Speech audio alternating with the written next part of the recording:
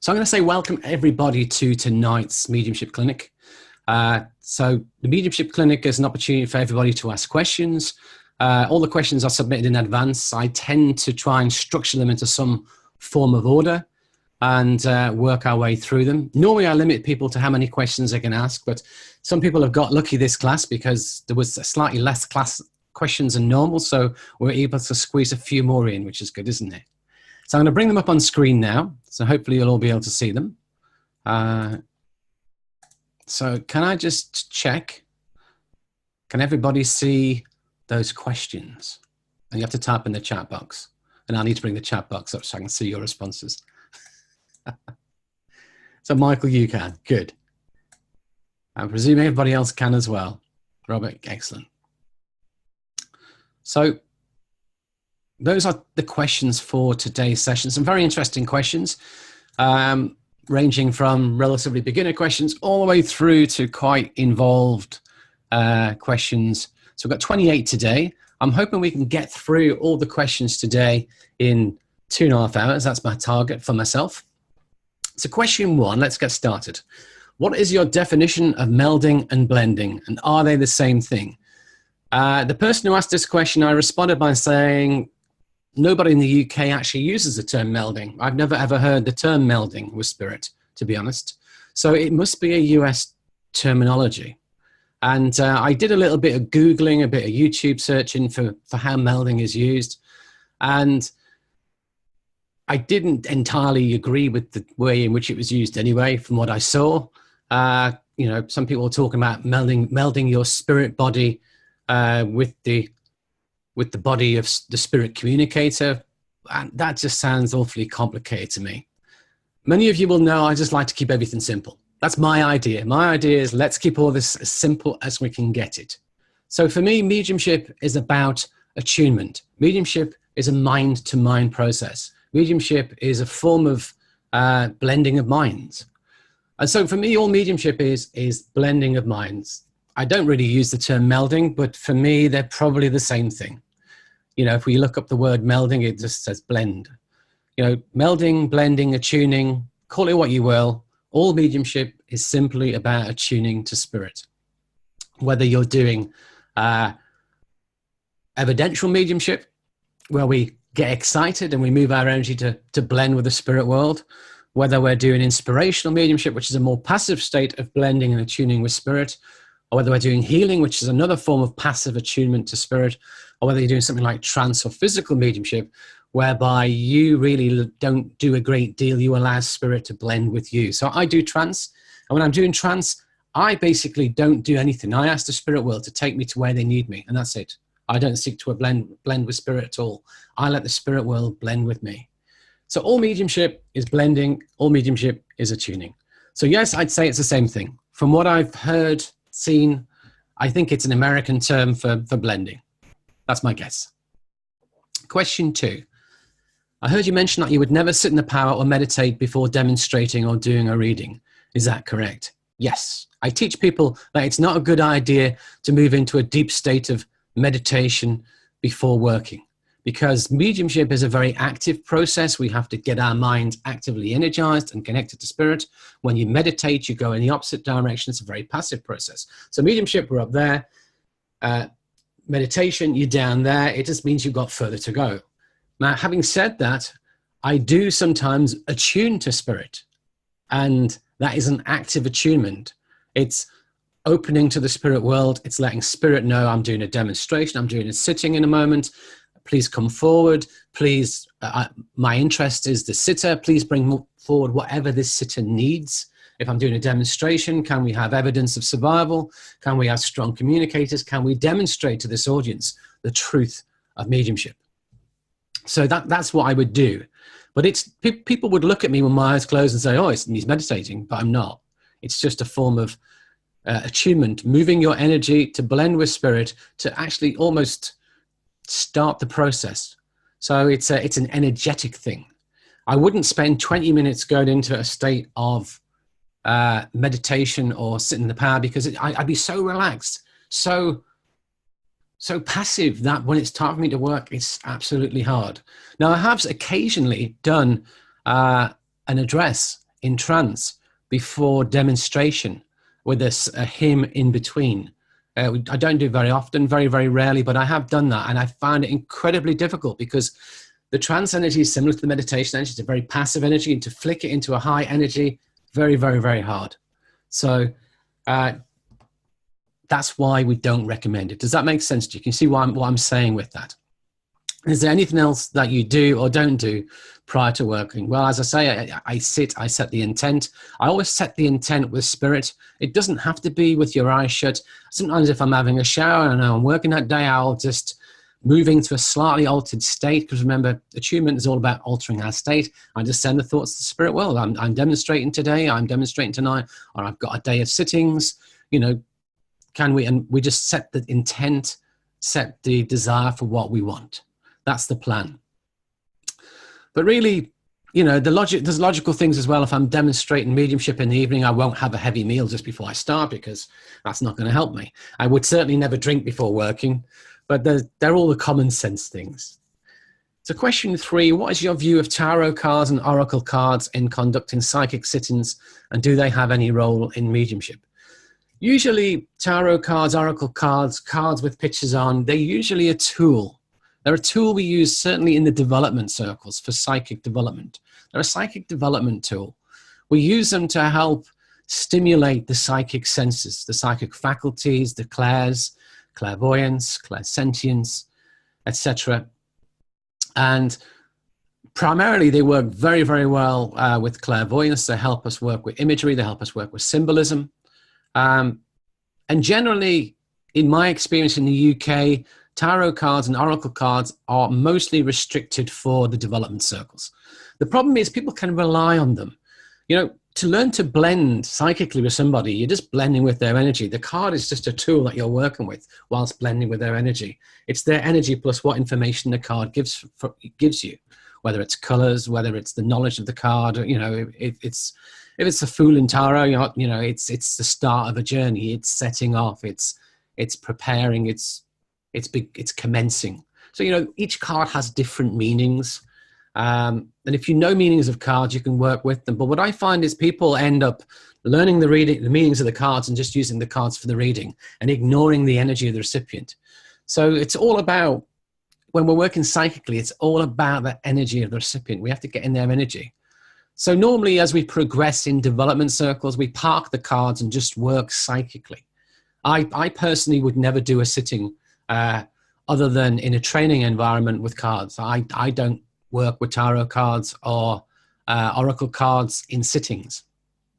And most of my sittings are mediumistic sittings.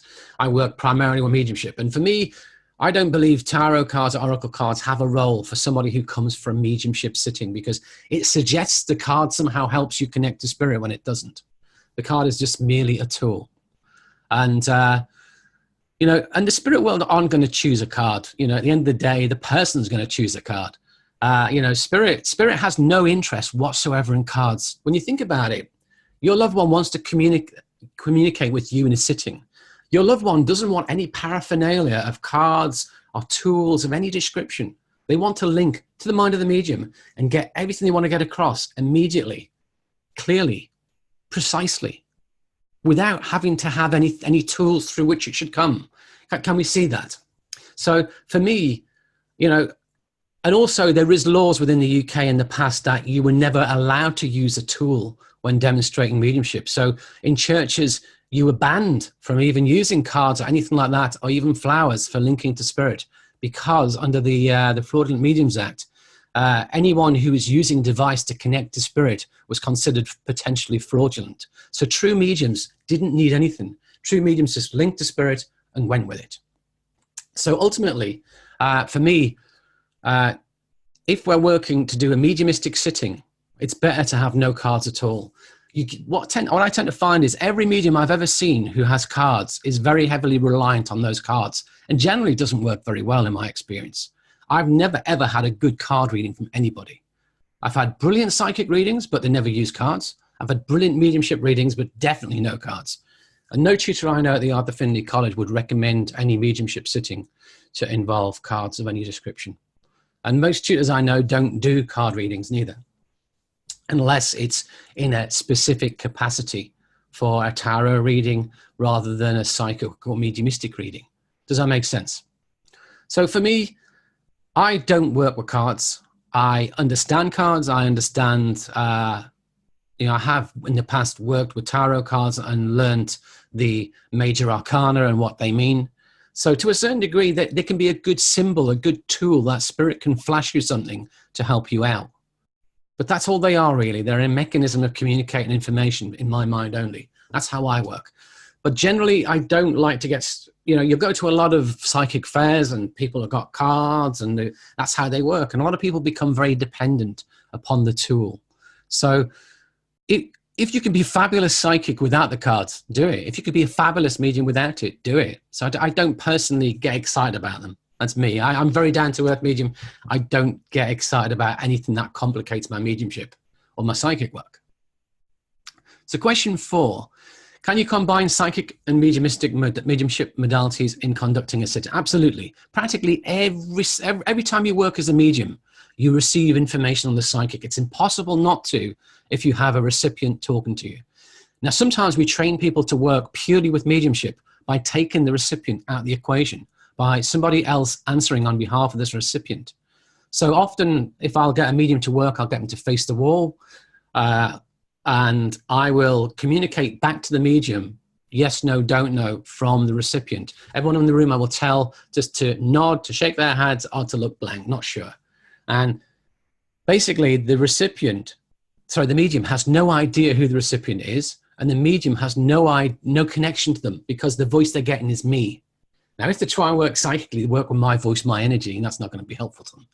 So we can work mediumistically, and also we can get people just to link purely with spirit and to write out a reading with no feedback whatsoever from the recipient. And that isolates mediumship. But in other than those scenarios, you always have a psychic link. You always receive information. Whenever anyone I'm working with speaks to me, the psychic information coming to me from their energy. But as mediums, we train ourselves to stay with the spirit world until it's time to open up as to why spirit wants to come. And as soon as I open up, and then I'm aware of the psychic energy from the sitter, and then there's a strong element of the psychic involved in the message. And if I'm doing a sitting, as soon as the person sits down in front of you, you psychically get a lot of information about them. And I will do my best to explain to the sitter whether it's coming mediumistically or psychically. And if I don't know, I will be honest. Sometimes I get the inflow of information from spirit, but I know it's colored with information within the energy field of the sitter that I know is coming in. So I'll often say this is a mix of both mediumistic and psychic. So it will always happen. So can you combine them? It naturally happens anyway. Absolutely. However, if someone comes to me for a mediumship, for a sitting, primarily to hear from loved ones, I don't work psychically. The psychic information comes in occasionally, but primarily I'm working with spirit. Primarily I'm seeking to reunite them with their loved ones. I'm seeking to bring forward evidence and messages and meaningful communication from their loved one. That's my job. I won't talk about, I can see in your energy a bit tired at the moment. I can see there's a lot of stress around you. I can see you've been having a hard day at work, blah, blah, blah. We could do that if we're working psychically, but at the end of the day, when spirit comes, that may come forward as part of the message. But until that point, I ignore it, if that makes sense to you. It's there, I know it's there, but I'm not going to talk about it. My job is to bring forward spirit. You understand what I'm saying? Good. Question 5. When you're bringing in a spirit communicator and you talk about feeling with them, in other words, I feel this as a mom, how do you feel this? I can understand you're talking about how it would feel when the person you love was around you. However, if you didn't grow up with loving parents or grandparents or haven't had in-laws, how would you know what the energy feels like? So the thing is, when people say, I feel this is mom, or I feel this is your dad, there's a multitude of ways in which they're receiving the information. They may say, I feel it, but they actually may see it. They may, there's numerous ways. So the first one is what I call a feeling of the energy of. So I feel very motherly towards the person I'm speaking to. There's very much a motherly feeling of wanting to mother them. Now, it could be mum, it could be mother-in-law if you're very close to your mother-in-law who loved you like a mother. It could be somebody who was a surrogate mother to you, maybe a grandmother who brought you up because your own mum wasn't around. And the grandmother who brought you up will bring a very motherly energy as well. So that's what I call the true feeling. So it feels like a fatherly energy, a motherly energy. This feels like a grandparent, a grandfather. And it's just a feeling of the energy. And it's, for me, it's kind of like got an element of love within it. The power of the love can actually determine it.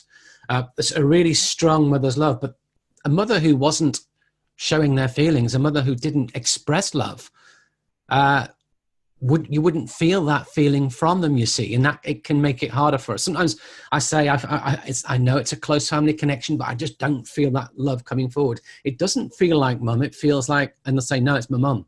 And I say, in that case, your mum really struggled to show her emotions. Your mum struggled to express the emotions. Yes. So that's what I call working with the pure feeling.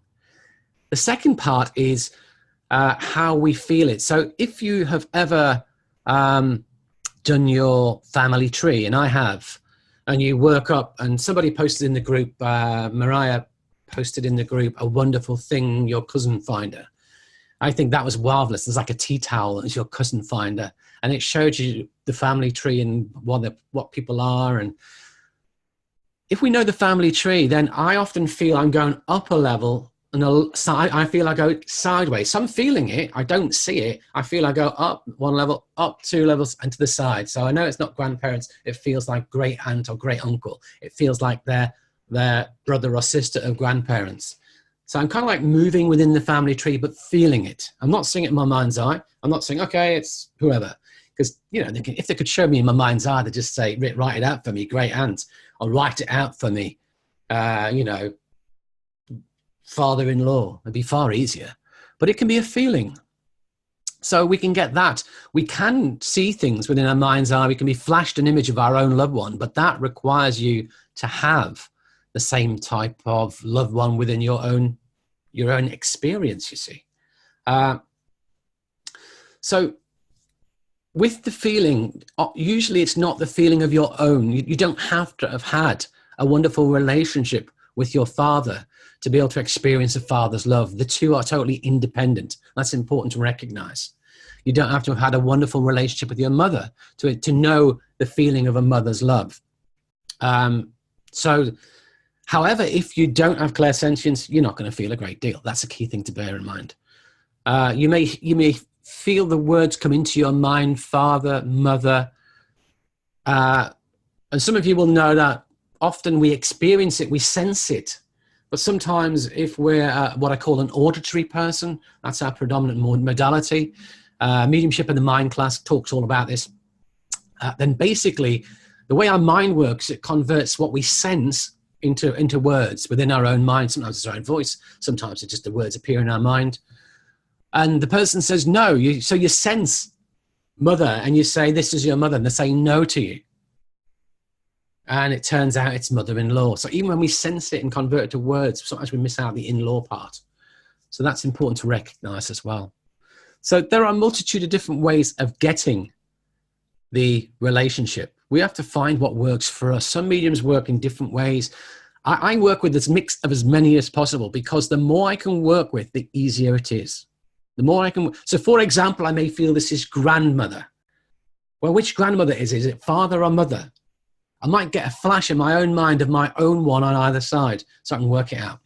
Or I might get a flash of my own mother or father, so I know which side I'm going on.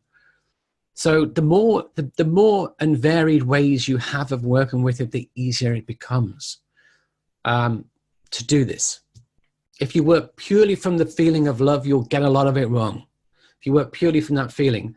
But if you're able to feel moving within family trees, if you're able to use your own experience of your own grandparents, parents, all of that, the more you can bring in, and if you can see it written within your mind, the better. So the more you can bring in, the better. All make sense? So question 6. I had a horse come through to me recently and there was a message. This surprised and amazed me, as I've never connected to a spirit animal before. How are animals represented in the spirit realm? And is it possible to connect with animals at all? Or was this simply a person showing themselves as a horse? So are there animals in the spirit realm? Yes. However, the only animals that you'll find within the spirit realm that you will find are those you have a connection with. So all the, I would say that all the wasps, ants, that I've killed in my life, none of those will have a connection, a love connection with me in the spirit world. I won't arrive in spirit and be instantly stung by 100 wasps that I may have killed in my lifetime. You know, we have an infestation of moths once, and we were forever taking care of dispatching moths. So I would be met by an absolute cloud of moths coming for me. That's not going to happen because I don't have that connection to them. Similarly, lions and tigers aren't going to eat me in the spirit world because I don't have a connection to them. However, the animals that I've loved, the animals I've shared my life with, dogs and cats, rabbits, guinea pigs, you name it, all of those animals, because you've shared that bond of love with you, you can reconnect with them. They exist in the spirit realm. However, how do we connect to them? You know, an animal isn't going to connect into your mind and be able to talk with you and give you a huge amount of information. Oh, this animal knows you've been having a hard time at work this week, and this animal knows Mary and blah, blah, blah. It doesn't work like that. The animal is still limited by the same consciousness the animal had when it was alive, if that makes sense. So, an animal will come forward to say, I love you. It will come forward, it will bring its personality. I often get mad animals, absolutely going crazy dogs.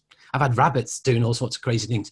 But that's how they were. They're bringing their personality back to be recognized. They're even bring their passing forward so that we'd be recognized. I had a dog come in once, and this dog used to belong to a man who walked very slowly, and the dog used to go to the pub on his behalf to get there early to warn the landlord he's on his way to get any dog, got a free bowl of beer for it, and was happy with it. And the animal was able to communicate some of that. Now, I don't think all of that came from the animal. I think we have to recognize that a lot of information will come from the communicator. But I got all the information from the animal, then the gentleman came in, but I think the gentleman was there with his dog anyway. But I have occasionally just had animals communicate with no other communicators.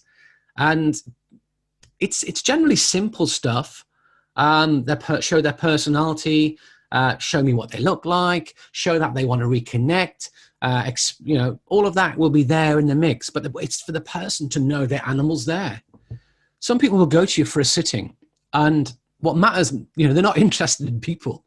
They don't want you to bring forward their loved ones. They don't want you to bring forward their mother, their father, their grandmother, their grandfather, their brother, their sister. They want their cats. They want their dogs. They want their beloved animals. And sometimes it's not possible to get the animal alone without having a person come in with it. So I always explain, even though you might want animals, be open to people coming in because they will help create the conditions for the animal to materialize, for the animal to come forward.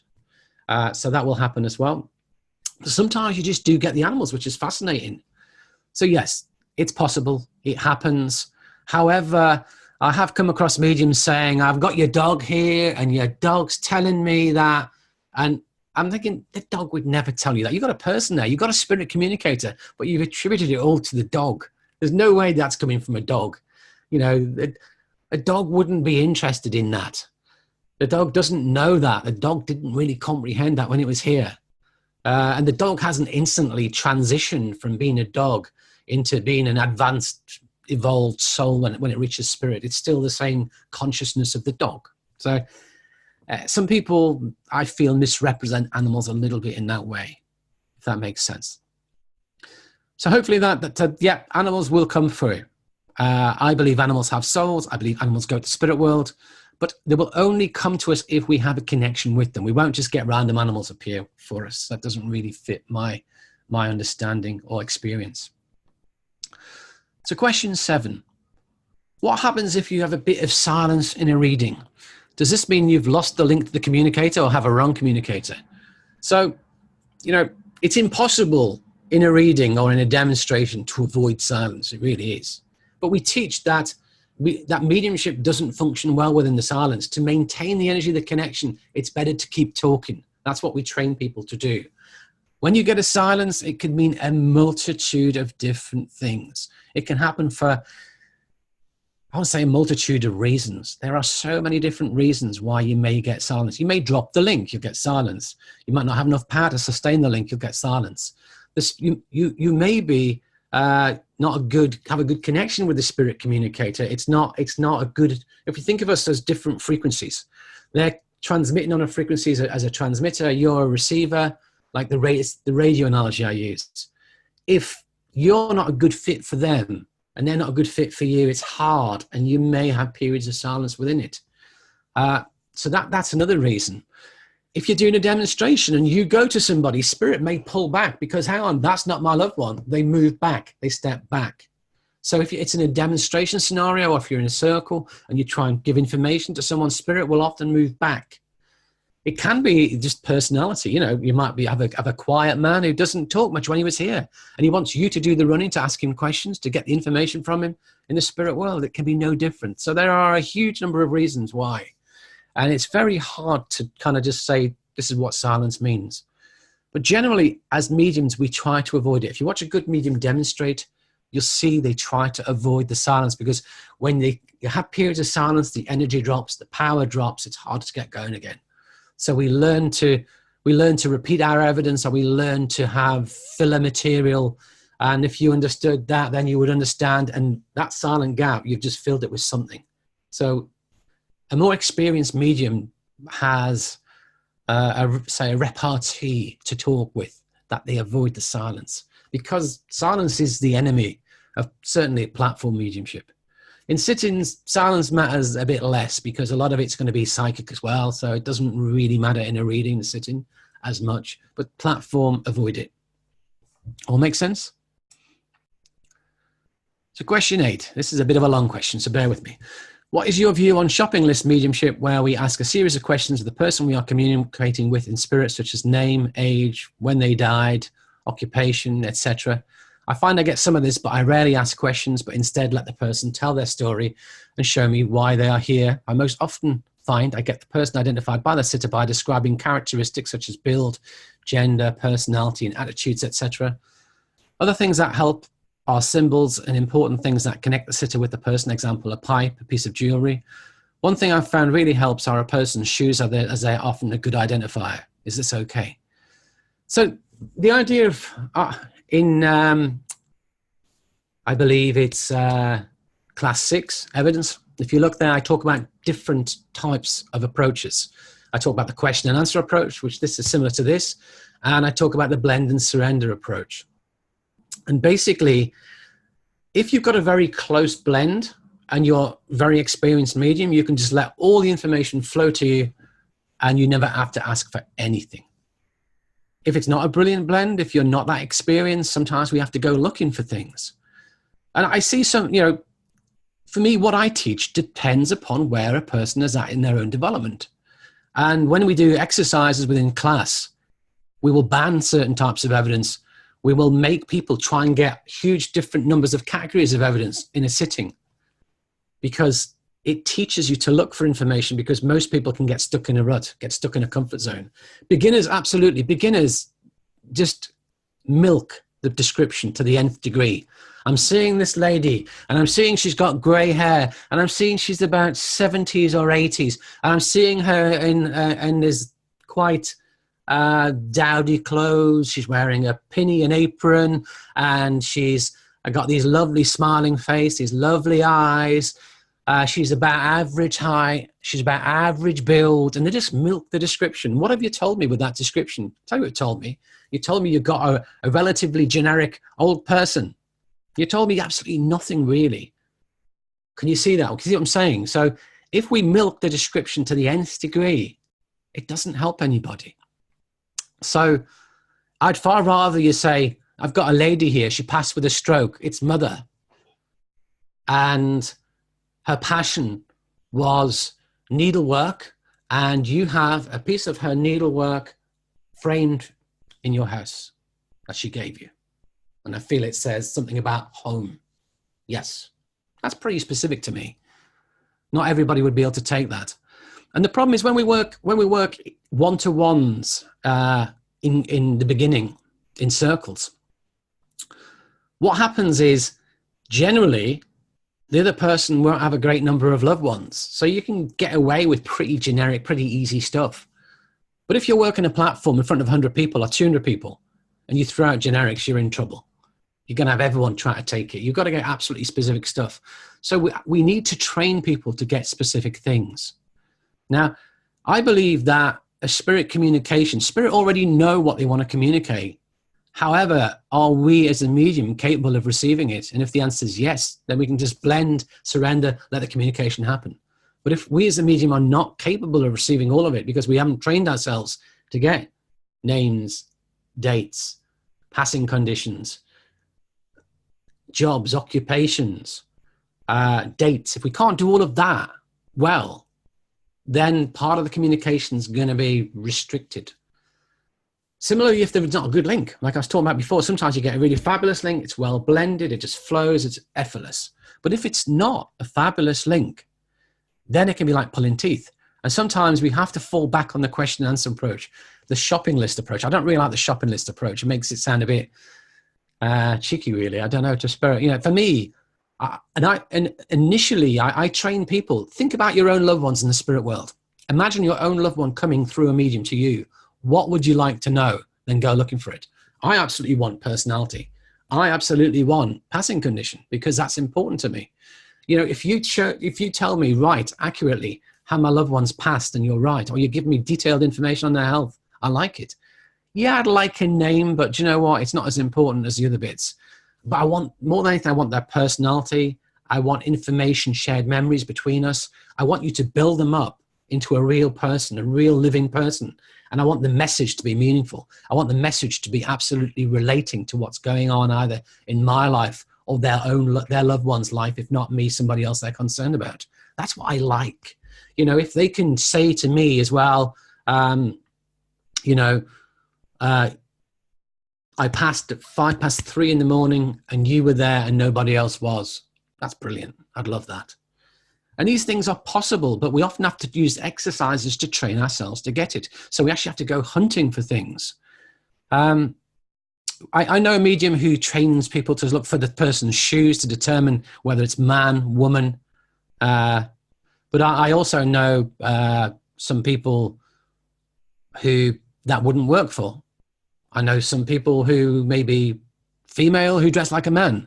I know some people who may be male who dress like a woman. I know some people who have been male but have transgendered into female. So it doesn't always fit. So often as I just feel the energy of the person, I know. That's what I really look for. Just get into them, get their energy build and let it just unfold naturally. So yeah, you're doing the right thing to try and let it all unfold naturally, but it depends where you are in your development as to how easy you'll find it. But I think it's a good practice to have learned to look for things because you can fall back on it if the link isn't working well. But secondly, it trains us to get very, very good specific evidence. You know, for example, I'll give you an example. I worked on platform last weekend and last Sunday, and I've got a man here. He showed me flying in a helicopter and the helicopter crashes. And he was in the military because I know it's a military helicopter. He shows a photograph of himself holding the gun, the classic sort of military pose. And I know he's in this helicopter and I thought it was a Chinook and a helicopter crashes and he dies. Now, I would argue that's pretty specific. You get down to one person in the room generally with that. But I could go, okay, I've got a man here and he's about average height, average build. But no, let them build what they like, but be open to it. Be open to everything. And the more we work with various different things, the easier it becomes for spirit to communicate what they wish. If you've never given their jobs before, if you've never given, you know, I often think to myself, you know, I've never given somebody who was an architect or somebody who was a graphic designer. And I'm sure there must be people in the spirit world who were, or I've never given actors. And what happens is you open your mind to those ideas and then all of a sudden you get an actor. All of a sudden you get an architect because you've opened your mind to that idea and you look for it and you look, okay, show me the tools of your trade. Show me what you did for a living. You know, they may not be able to communicate architect in an instant, but you may see them drawing and you may look at it and okay, it's houses. They're drawing things to do with houses. They're designing houses, architect. So hopefully that makes sense. Push yourself. We have to push ourselves. If you want to be a good medium, you really have to push yourself. And there are techniques and tools to do it. So yeah, evidence is the key. Evidence is the class 6. Question 9. I'm sitting in some circles online where we do 5-minute readings with little to no feedback from the sitter. I seem to get way better of a reading past the 5-minute mark. 5 minutes is not long, especially if you're a beginner. 5 minutes is hardly enough time to get really going. You know, often in 5 minutes, some people haven't even got the link placed at that point. What is your take on this? I just wonder if this reinforces any bad habits or if you feel this helps us as something is better than nothing. Now, I'm honest, as soon as I read this, I thought, God, that's not teaching. That is not teaching at all. It's not even practice, to be brutally honest. If you're not getting feedback from the sitter, to be quite frank, you're wasting your time. I occasionally, in my early days of setting out on my journey of mediumship, went to a few circles where you go along there and you got no feedback on what you're given.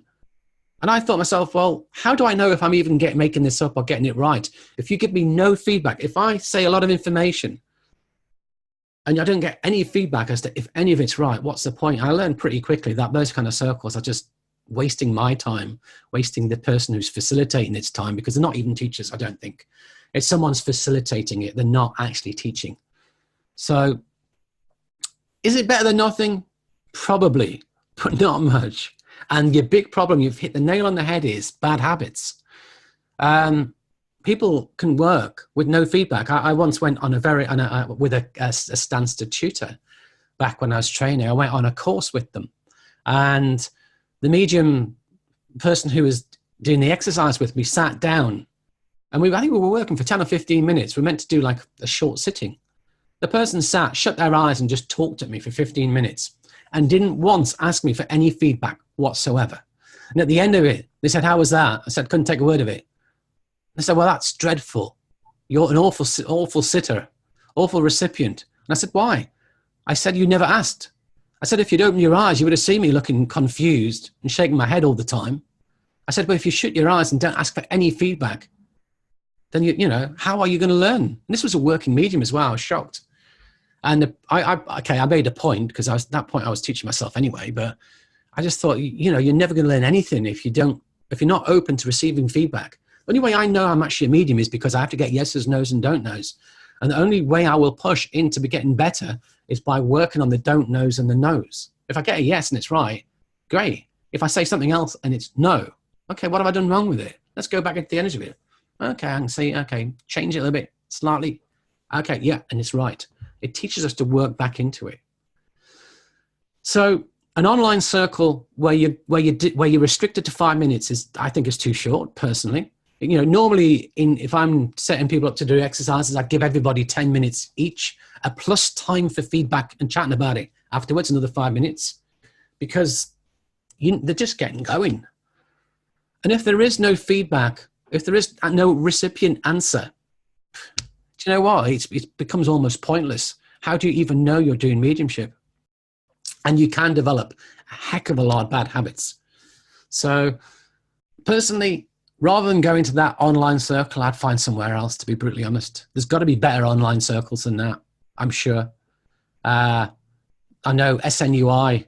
I used to teach on SNUI for quite a while. I'm sure the quality of teaching on there is better. The circles and classes on there, you know, I think it costs something like £22 for a year, for a whole year's subscription, which is phenomenal. I know there are other people in our group even, who run online circles. I know there's various Facebook groups that kind of point you in the direction of online circles.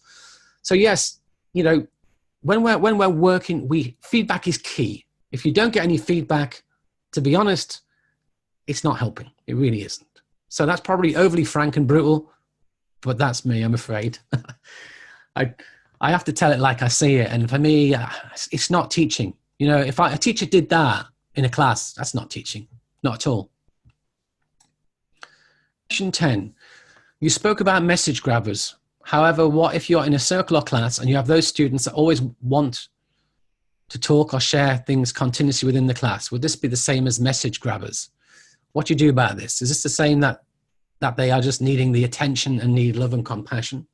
So within a class, you've got a lot of people who try and take readings, you give something and they'll always want to take it and make it fit.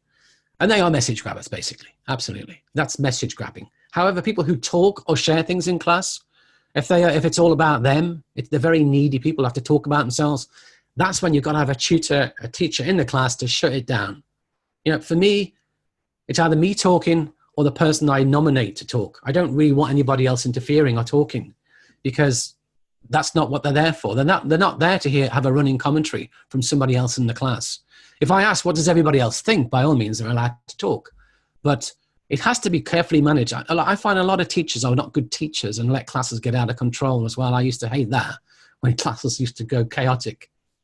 So if you're working in a class and one person or two people within that group, that circle, that class, that always try to dominate it and take it, then the teacher needs to manage that and monitor it carefully to make sure that they're not message grabbing all the time. And sometimes you've got to be honest and say, I'm really sorry, look, you're trying to take that, but it's not quite right. I've seen students, 1 minute their dad is 50, the next minute their dad's 80, 1 minute their dad is 5'2", the next minute they're 6'5". Their dad can't be all of that. They're just desperate to make any link fit their dad. And it speaks of needs. And I will explain that if you're trying to take it, there's a need there. You have to sort that need out. That's what needs addressing. And yes, it may be attention. It may be need love and compassion. They may have just a desperate need to reconnect with their loved ones.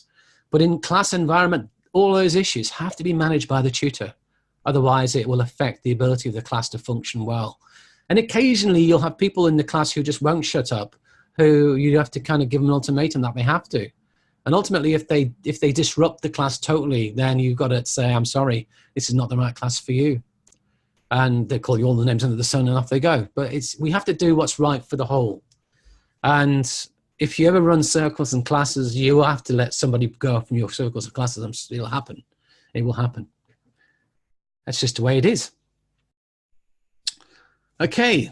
So hopefully that helps to some degree there. End of the day, it's hard for you to manage. It has to be really managed by whoever's facilitating it, running it, managing it.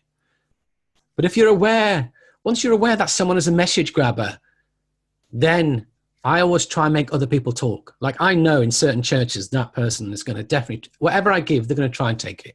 Whatever I give, they'll try and take it. So I feel does the energy feel right here? Occasionally there might be for them. But I will also check, I will do my utmost to see if I can get other people to talk to me. Is there somebody else understanding this? The timid person goes, oh yeah, I can take it as well. And then you check your evidence. And some people who are message grabbers will say yes to you when it's not yes. For example, I'll say, do you understand them passing with lung cancer? Well, it's definitely, you're right, it was a problem with the lungs. But you've not answered my question. Was it cancer? It was similar to cancer. No, was it cancer? No. Was yours lung cancer? Yes, I'm here. So if you're good enough with your evidence, you can filter them out. But if you can't, and you just got to say, I'm really sorry, the energy is not with you. I don't feel the energy with you. I feel I'm with somebody else. And they might not like it, but we have to do that. As mediums, we have to learn to do that. Because otherwise, you'll just end up giving all the messages to the message grabbers and nobody else, and the message won't go where they need it.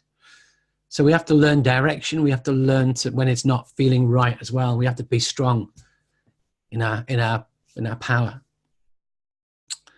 So question 11. There was a sitter who wanted to hear from her husband who had passed, and he did not come through for a particular medium. The medium told the woman that a loved one has to have a desire to come through. I found this answer harmful because the implication is that the husband didn't want to communicate to his wife. What are your thoughts on this?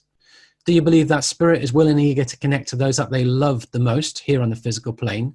Do you also believe that spirit is also eager and willing to work with most mediums as long as they are on the same frequency? So, several things within this. First off, I will often say spirit have to be available to communicate.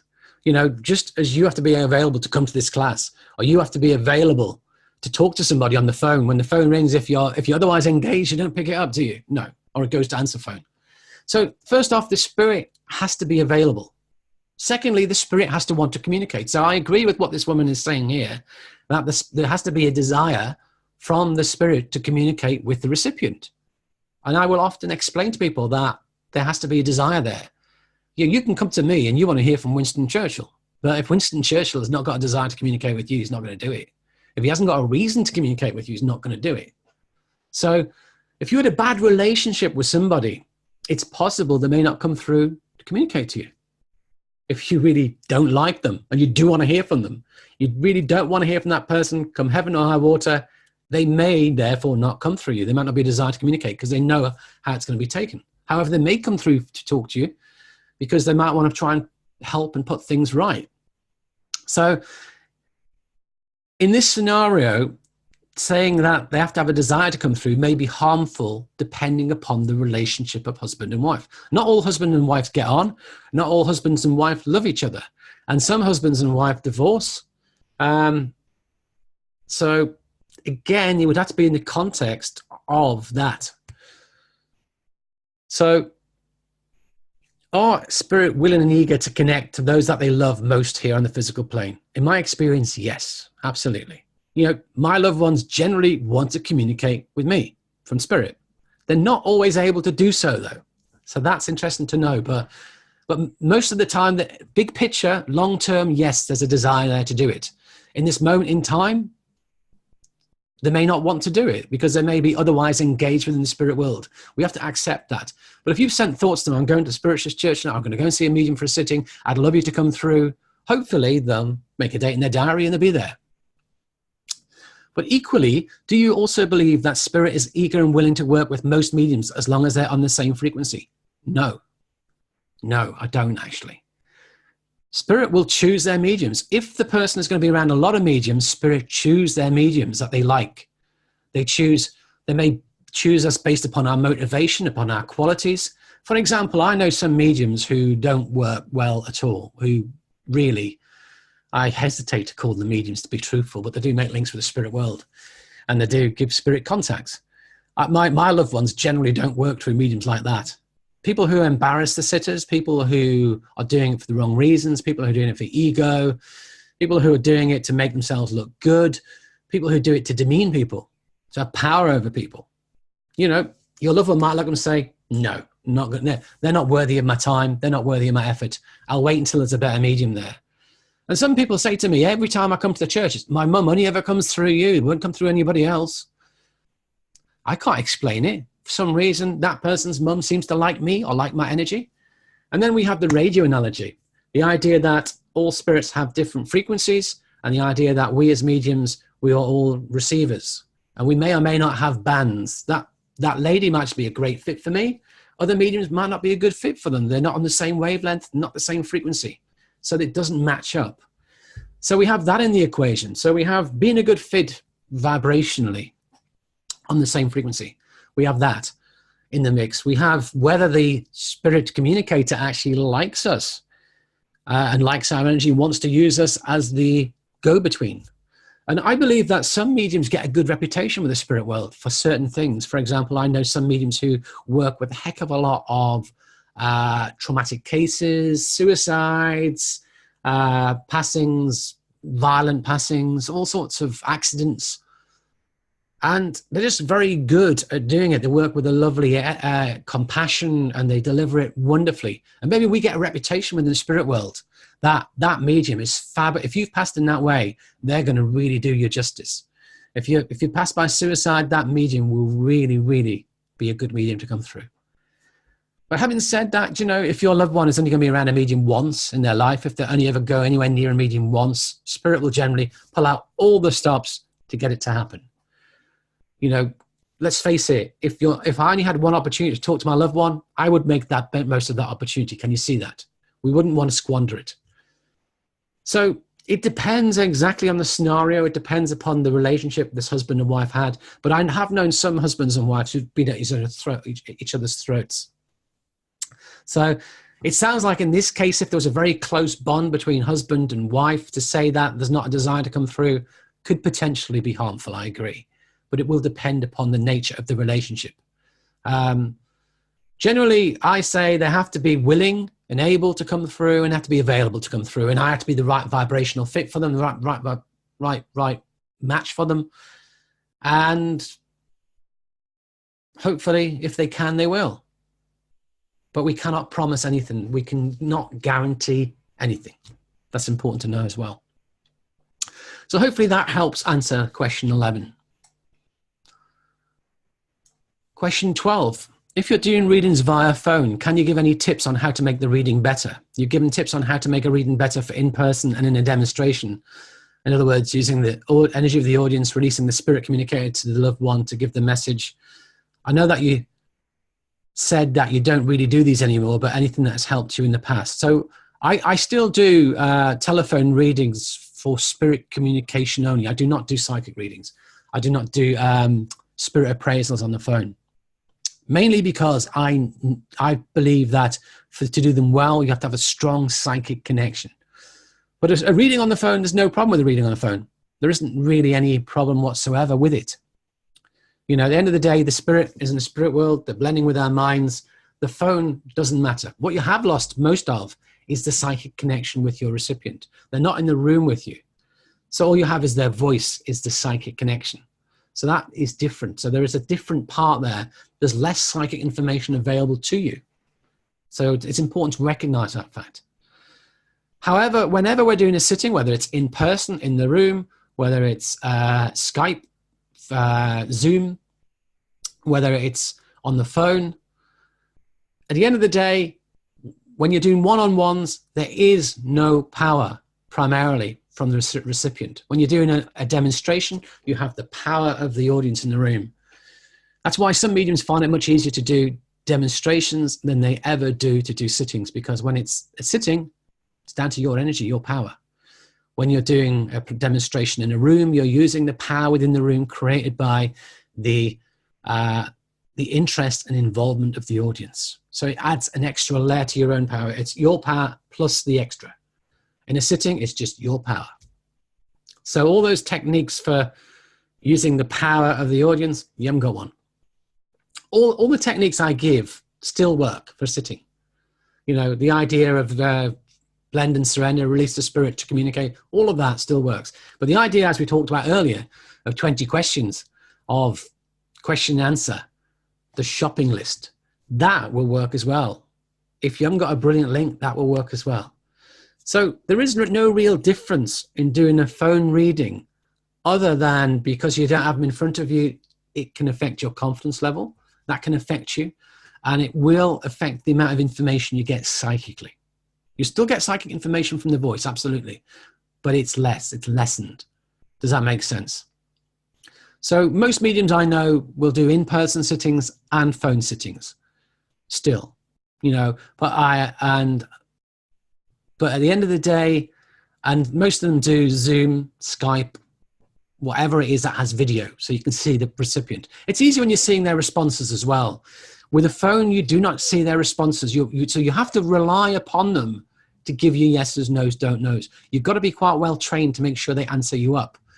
So otherwise, you end up doing what we spoke of earlier. If they don't answer you up, guess what? You're just doing that blind, pure mediumistic sitting where you're giving them information and you've got no answers. You're just relying upon your link to spirit and what you get. And it can go wrong. It can go wrong more easily. The hardest one of all to do is when you write out the sitting and then send it to someone through email. They more often than not, they go wrong a lot. It's generally better if you're working in real time and if you're able to get some degree of feedback in real time to help you check when things aren't working. Otherwise, your own imagination can come in. You can go down the rabbit hole. You might have a second communicator, not realize it. You're piecing everything together. That's fitting it as one. But if you're starting to get no's, you can kind of go, hang on a minute, what's happening here? Okay. Yes, that bit fits my mom. That bit fits my grandmother. They're very similar in terms of their energies. They're very similar personalities. Okay. So they're both here. Right, let me separate them out. Mum on this side, grandmother on this side. Let me work it. If you don't have that feedback from the recipient, you can't do that. It's harder to do it. But the phone doesn't make a difference to your connection to spirit. That's the important thing to understand. So question 13. Recently, I quit a sitting after 35 minutes. The sitter recognized 3 communicators, one of which was her father and another the father of her child. So they're not random communicators. They're people she knows pretty well. Yet she did not wish to hear from them. I told her in my introduction that I recommend listening to all communicators who come through because I know they can create the conditions for our favorite people to come forward. I often talk about this concept of enabling communicators. You may want that one, but that one may not be able to come through initially. You may have to have other people to help build the conditions necessary for the one you really want to step in, what I call enabling communicators. So she completely ignored that. When finally the lady she'd wished to hear from, I can't spell here, came forward, she only wanted to hear the magic code word. Now, as mediums, we love this scenario where the only person not interested in whatever we give them other than one code word, one piece of information, one piece of evidence. At that point, I quit the sit-in and refunded her. And I totally understand why. You know, at the end of the day, the recipient isn't open to hearing from people she knows very, very well. When finally she gets the person she wants, she just wants the magic code word, and it's creating a lot of barriers to enabling that sitting to flow. I see that. Afterwards, I felt like I'd let the spirit world down, which troubled me for a few days. And I understand that as well. How would you deal with it if after more than half the sitting, the sitter recognized the communicators but did not want to hear from them? So this is a very specific scenario. And, you know, sooner or later, you're going to get, if you do enough sittings, you're going to get challenges like this. I guarantee it. I've had sitters who come and will give me no feedback, no yes, no, don't know, will give me nothing. And will just listen to everything I say, give me no feedback at all, and walk out at the end. And whether they pay me or not probably depends on whether they understood any of it. So, yeah, so it's hard. Most of us follow guidance that if within the first 15 minutes, 20 minutes, you've not got anything that's understood, you know, both parties can terminate it and walk away. You know, however, I keep chipping away. But if I brought, I always explain at the beginning about this concept that of keep an open mind. You may not get the sitter you initially want. So I want them to understand that. And sometimes someone may come forward you don't want, but please hear them out. Listen to what they've got to say. Maybe that's the important part of why you're here. You're here to hear from one person, but actually there's, all your loved ones are saying, great, we need this opportunity to create healing. We need this opportunity to build bridges. We need this opportunity to smooth over the waters. But if you're not willing to listen, it can create a challenge. So I definitely, in my introduction, try and explain as much as I can. If I get the sense from the person that could be like this, or as soon as this would start happening, I'd take a bit of time out to explain that, you know, be open to the communication. Maybe there's something that needs to be said. Just, you know, go with it. Let me work with it. And if they say no, it's hard. You have to respect their wishes.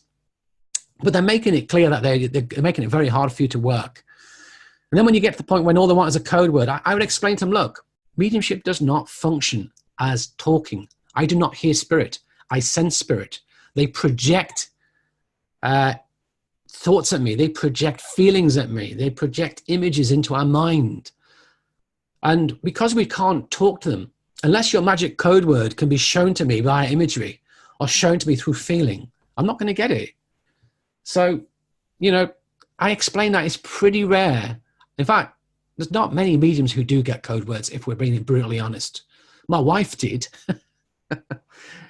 I've not got a code word yet, but she has. She's a good medium, actually. Even though she often doesn't believe herself to be, but she is. The code word she got was baby bird. And she said, all I can get is a picture of a baby. And then I got this image of a bird. And the person started crying, said that was the code word, baby bird. That was the nickname that they had, baby bird. So there you go. She got that through imagery. If it doesn't lend itself to imagery, you know, you're in trouble. So I understand why you'd want to quit. You know, she's not helping you. She's making it difficult. She's probably, you know, your energy is going down. It takes a very strong medium to be able to push through this. But I would explain, look, don't get code words. If a code word appears, you're lucky. If it doesn't, it's normal. Are you happy for me just to give you what I get? And you can think it all over later. You can take it all home with you later and mull it all over. And if you decide that the code word wasn't there and you're not happy, great. But if you think to yourself, actually, do you know what? How could they have known all those things? How could they have known all that about me? How could they have brought forward all those shared memories? You know, again, another example. Lady wanted a specific code word. Instead, the medium gave Pygmalion. I'm seeing Pygmalion. Oh, no, I want my code word. But hang on, would you understand Pygmalion? Well, yes, this lady and I were in Pygmalion together. Hang on a minute. So you were in this show on the stage together. It's a shared memory, and you're throwing it away because you're looking for the magic code word. For me, I'd rather have Pygmalion. It's pretty impressive, you know. How many people could say that they were in that production with somebody else who's communicating? It's pretty rare. But again, people can be fussy like that. And I've had people on platforms say to me, if you can't give them the code word, you're not worth, I don't want you to work with me. And I'll say, I'm really sorry that I can't. So I'll have to move on then. And it's their loss. It's hard. It really is hard. And you know, there's a part of me that said, whatever happens, stay with it, work for spirit, give them the information. And at the end say, look, if you can take it, great. If you understand it, great. If you can't, okay. But I equally understand from the perspective of being a medium, that if it's getting so hard for you that the energy's just plummets, you have to park it there as well. I see both sides. It's not an easy thing to do. The key thing I would do would be explaining to them that I can't do code words for these reasons. And if you get a code word, it's going to be pretty unusual in my experience. So, yeah. So let's move on to question 14. Question 14, I was told by a friend that Gordon Smith has always given code words easily. Do you have an understanding if that is truly so, or is that the result of editing of a TV show perhaps? Well, Gordon Smith never really did a huge amount of TV. He was actually briefly on a UK program called Most Haunted, which I don't think was a good idea personally, because I do not like those shows at all. There was a TV series that focused on mediums that had him in a couple of episodes and had a quick snippet of him working. I've seen him work myself a couple of times. He's a very good medium, absolutely. He is an excellent medium. He is capable of getting very detailed information, and he does operate with clairaudience, so he does hear things. I personally have never seen him give a code word.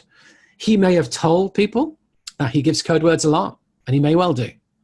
You know, I know a lot of mediums who tell people to give all sorts, and whenever I watch them, they don't. I never tell people I give a great deal of anything, because chances are when you next see me work, I won't be like that. I won't be as good as that. So don't make a rod for your own back.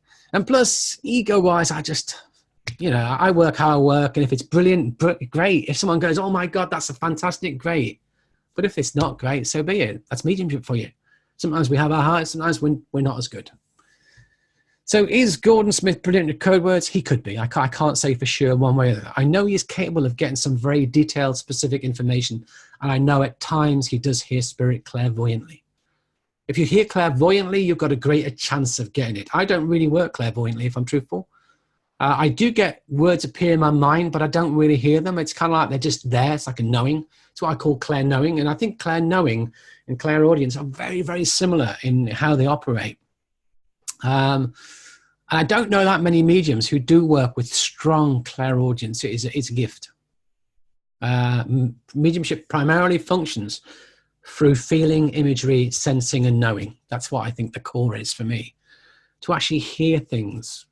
But if you're hearing it, it better be right. It better be good. I see some mediums who say, oh, I'm hearing, and the stuff they're hearing is just like wishy-washy. Oh, I'm hearing that they're in their 70s or 80s. How old are you? If I ask you how old you are, you wouldn't say, well, I'm in my 30s or 40s. I'm in my 50s or 60s. You generally say, I'm 67. Oh, no, hang on, I'm 68. I had my birthday last year and I've forgotten about it. Sometimes you might get it wrong if you forget your birthday. But generally, you'll get your age pretty accurately. So if they're sensing it and converting it to words, they say things like that. But they're not really hearing it. Hopefully that all makes sense to you. So it's 5 minutes past the hour. So I think now might be a good time for a quick break. So I think if we have a 5-minute comfort break, and if we come back at 10 minutes past the hour, wherever in the world you are. How does that sound? Does that sound okay? Does that sound good? So we'll come back at 10 minutes past the hour. So we've done our first half. Let's move on to our second half. So we got as far as question 14. So we're going to now move on to question 15. Great. So question 15. I saw a TV medium doing a reading. in a packed auditorium, and the medium was drawn to a person. But a lady at the back kept saying, "It's for me, that is for me." When the TV medium said, "No, I'm here," the audience member started to cuss and yell and made a particular obscene gesture, and security had to remove the audience member. I bring this up because the idea should be of this happening during a platform demonstration is a bit terrifying. So that same scenario has happened to me, but not in a TV show, funnily enough. I was working in a church and two people were taking my link, and I knew I was here, and I said, I'm sorry, but I'm here. And the other person wasn't taking some of the evidence anyway, so it wasn't even as if they were taking everything. And the person got the hump with me, and they were there with their family, I think, or a huge amount of people, about 6 of them. So the person said, "Right, come on, we're all going, get all your bits together." And off they all trooped down at the church, swearing and cursing about me, saying all sorts of things. And as mediums, we just got to ignore it. Stay in the past, stay in the connection with spirit. And as soon as I get out of earshot, I just then carry on with the link, finish the link, and then I will say something about it. But I won't allow it to affect me. And then the chairperson said, "I'm really sorry about that and what happened." And I say, "No, it's fine. It's fine." And that, so sooner or later, if you demonstrate enough, you'll get that. And I have had other people walk out, but just not cursing about me. Sometimes it happens. You know, people so desperately want to hear from somebody, and they think it could be for them. And if you rule them out, they don't like it. So we have to learn to let people down gently. So next part of it is, can you explain the concept of direction, how it is used in platform mediumship, and why this is important to develop if you're going to do platform mediumship? So finding your recipient class 7 video and tutorial, they go into it in a huge amount of detail. So the important thing is if we're working in front of an audience, we have to have some degree of direction. Either the evidence has to take us there, the information has to get you there, or you have to be drawn to them, or you have to feel with you, whether you're with them. In general, in the early stages, it's the evidence for most people that we have to work with. Very few people have fabulous direction straight out the box. I know some teachers, though, who teach that you have to know who you're going to. And generally, it's a bad practice for multiple reasons. First of all, people just go straight to someone and say, "I've got your mother here. Was your mother in spirit?" "Yes." And that's it. No need to get anything really specific. Whereas, as I say, if you've got an audience of 50 people or 100 people, you have to have some pretty specific stuff. If you're throwing it out and you haven't got direction, you'll need excellent information to get it placed. So most mediums I know don't start with brilliant direction. Over time, they learn to develop direction. And over time, they learn to feel where they are. So in the early days, you're very reliant upon the people talking to you and feeling into the energy of, are their responses correct? Sometimes I'll have one here answering me up, one ear answering me up. This one's saying, "Yeah, absolutely, yes, yes, yeah, that's how they died." And this one's saying, "Can you take it?" "Yes." "Can you take it?" I sort of understand what you mean by that. And I just know, I can feel the energy that their responses, and I can feel that they're really making it fit for me. Other person, absolutely, I know from their responses, their body language, psychically, I can feel it's right, that they're answering me up right. I can't necessarily feel the energy of spirit being with them. That's not necessarily there yet, but psychically, I feel they're congruent with their responses. This person just doesn't feel like that. They feel like they're faking some of their answers to me to make it fit. So at that point, you might say, I really feel I'm here, but please keep listening. And there may be bits you can take, but this is where I feel I am. So, but thank you for speaking to me. And that's what I mean about letting people down gently. When you say, thank you for speaking to me. Thank you for answering me up, but I feel I'm not with you. As we learn the feeling of where spirit is, you know, I will often, when I'm on platform and someone's working on platform, and it's a teaching, what we call open platform in the UK, where they're working, and I sit on the platform with them and I link in, I will know instantly where we are. It's over there. That's where they are. And I'm waiting to see if they can feel into the energy of it, because it's like that spirit, that's it. There's a connection between the spirit communicator and the recipient. There's an energetic connection in the room. But usually we have to learn to develop that. So in this scenario, the TV medium probably knew the energetic connection is there. That's where I am. Some mediums actually are very, very lucky, and they actually see a light above somebody, or they see somebody kind of like just stands out and everybody else dims. It's almost like a Photoshop type thing where you can mask around one person to stand out and you can darken everybody else. That kind of thing can happen. And sometimes we kind of like feel a pull. Sometimes the spirit, I can say to spirit, okay, walk towards where your loved one is. And I feel spirit moving in a direction. And I feel that's where my direction is. Or sometimes I just feel I'm really drawn to those ladies. There's 3 ladies sat in the back corner. I'm really drawn there. One of them is where I'm at. And, I'll say, I feel I'm coming to one of you. Would one of you understand? And hopefully one of them will say, yeah, I understand that. And it's just a feeling you have. You don't know why. It's just, that's where you're pulled. But we have to all accept that at times we'll have direction wrong. And if we have direction wrong, we just got to go with it. Sometimes I'm feeling drawn to there and it's actually just over there. Or sometimes I feel drawn to the front, but it's the same direction. It's behind them. It's in the middle of the back. But it's fine. But ultimately, the evidence has to fit. I always say the evidence should get you where you're going, but the problem with message grabbers is they will take all evidence you give and try and get the message. So at that point, the evidence may be fitting 2 people, but that's when we have to feel where we are. In the early stages, you might have to psychically feel who's answering you up correctly, or beyond that, you will feel you'll feel the energy of where spirit wants you to be. It's important to develop. But even now, I still don't always get the direction right. And I would say my direction is probably right 50% of the time. 50% of the time, I have no direction at all, which is great. So therefore, we need very good evidence to get it placed. So I wouldn't just throw out, I've got a lovely lady here who got an illness and passed at the end, because that's a heck of a lot of people. So we're looking for more specific than that. I've got a lady and I know she has cancer. I know she goes into remission. And I know it comes back, and I know she refuses treatment. And it's I feel it affecting the brain. Who would understand it? Hopefully, I'm going to be, and I might also say, this feels to be mother. Would anyone understand mother like this? Yes. If I get a note of that, I might say, well, does anyone understand pretty much most of this? Some might say, well, I understand it, but it wasn't mother. It was grandmother who's like a mother. Okay.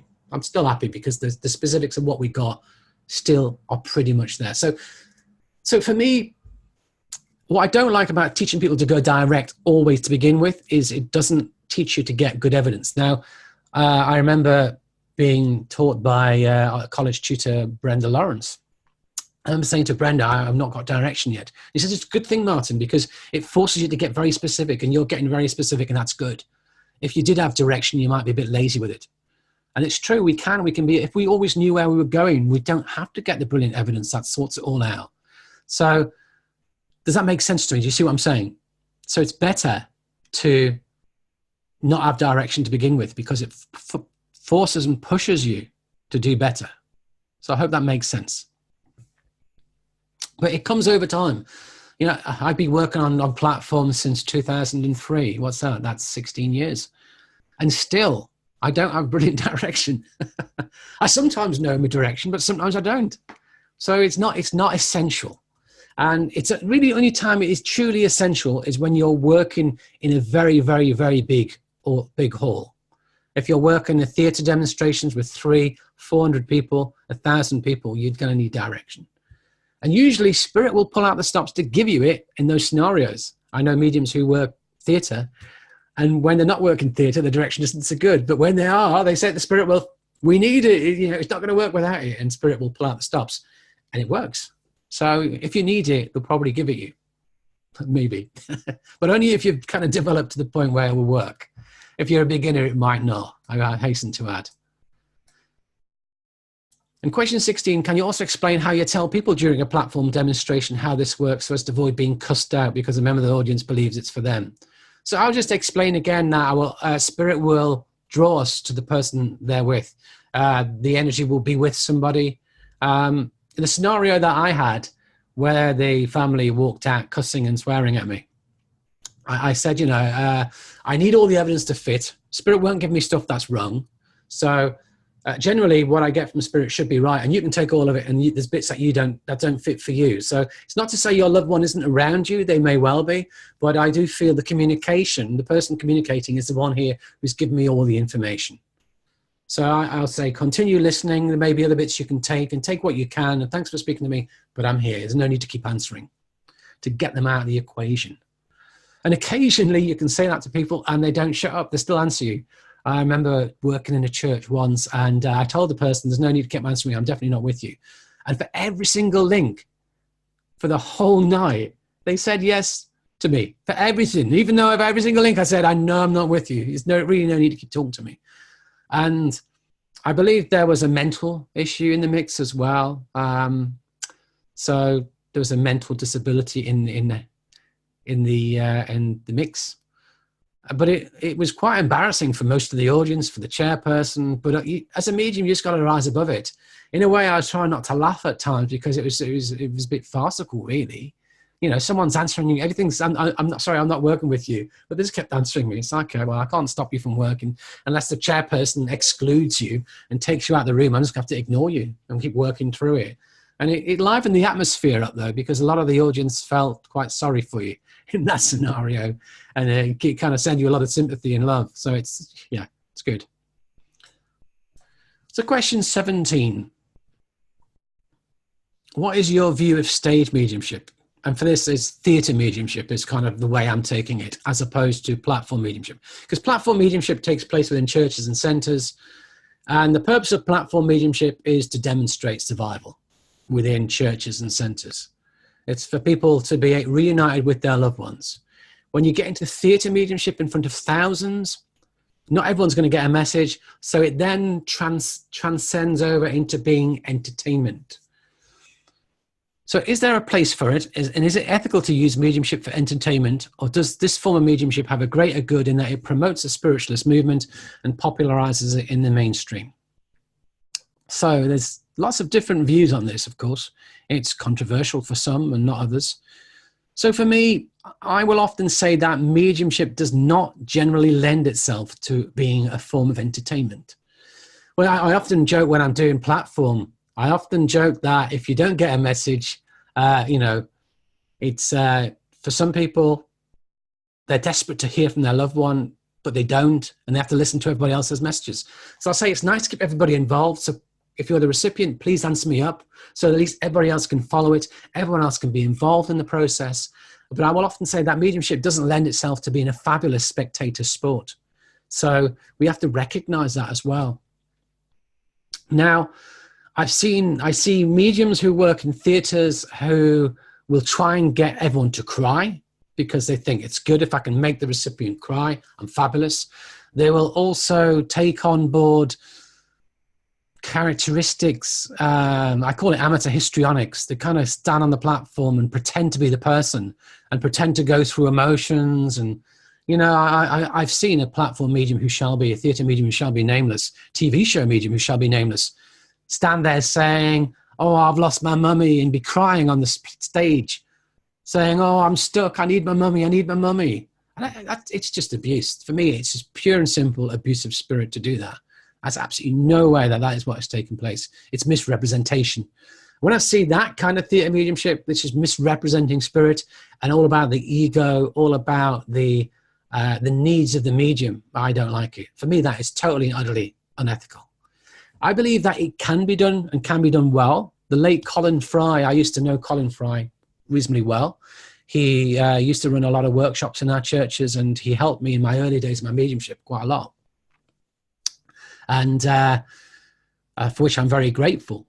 And he then was offered a deal with Living TV to do Sixth Sense, which is his TV show. And with that, he wanted to take church type of mediumship into the TV studio. And I think he did it pretty well. And he also helped promote the spiritualist churches as well. And I believe he helped to popularize it. And when that show was on, it brought a lot more people into our churches. So I think there is a place for it done properly, done ethically, done honestly, and done for the right reasons. And I believe he did it for the right reasons. So I think if the mediums are working for the right reasons to do it, yes.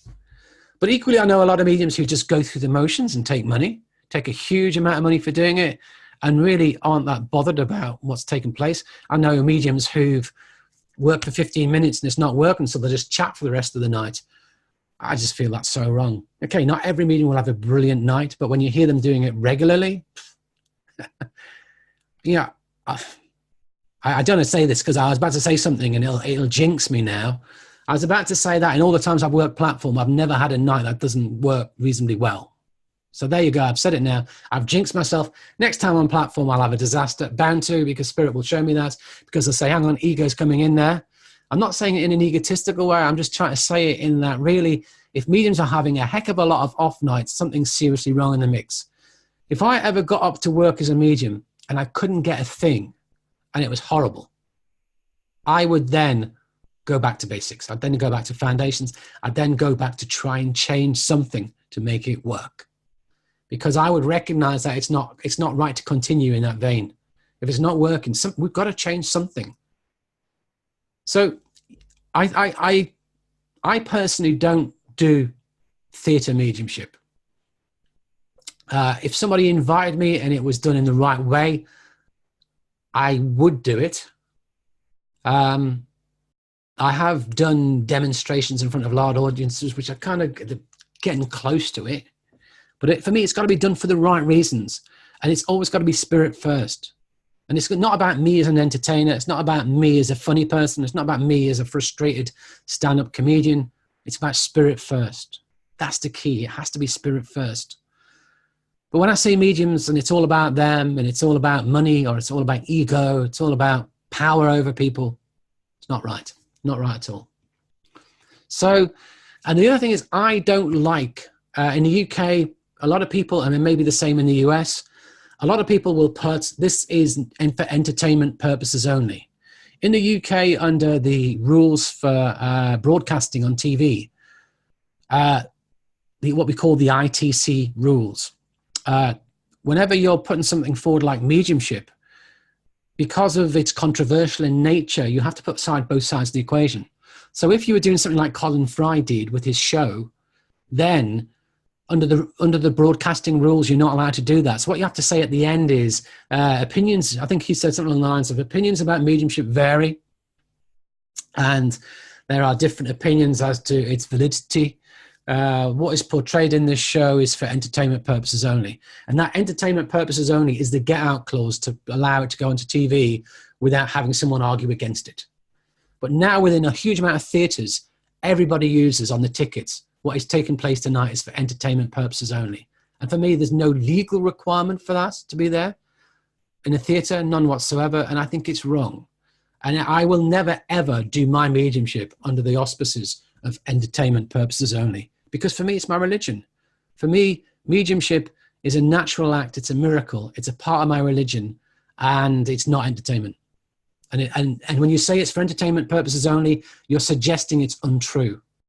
I absolutely, categorically know I'm linking to spirit world.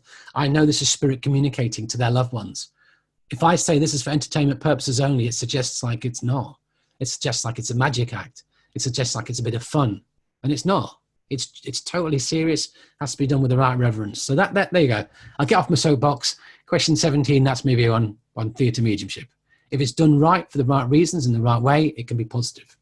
And it helps popularize our movement, absolutely. But there's a lot that don't do it right. Question 18. How did you get over the fear of demonstrating on the platform in front of a group of people?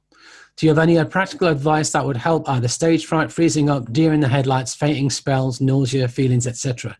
I want to get through this rational fear and would be grateful for any advice you may have.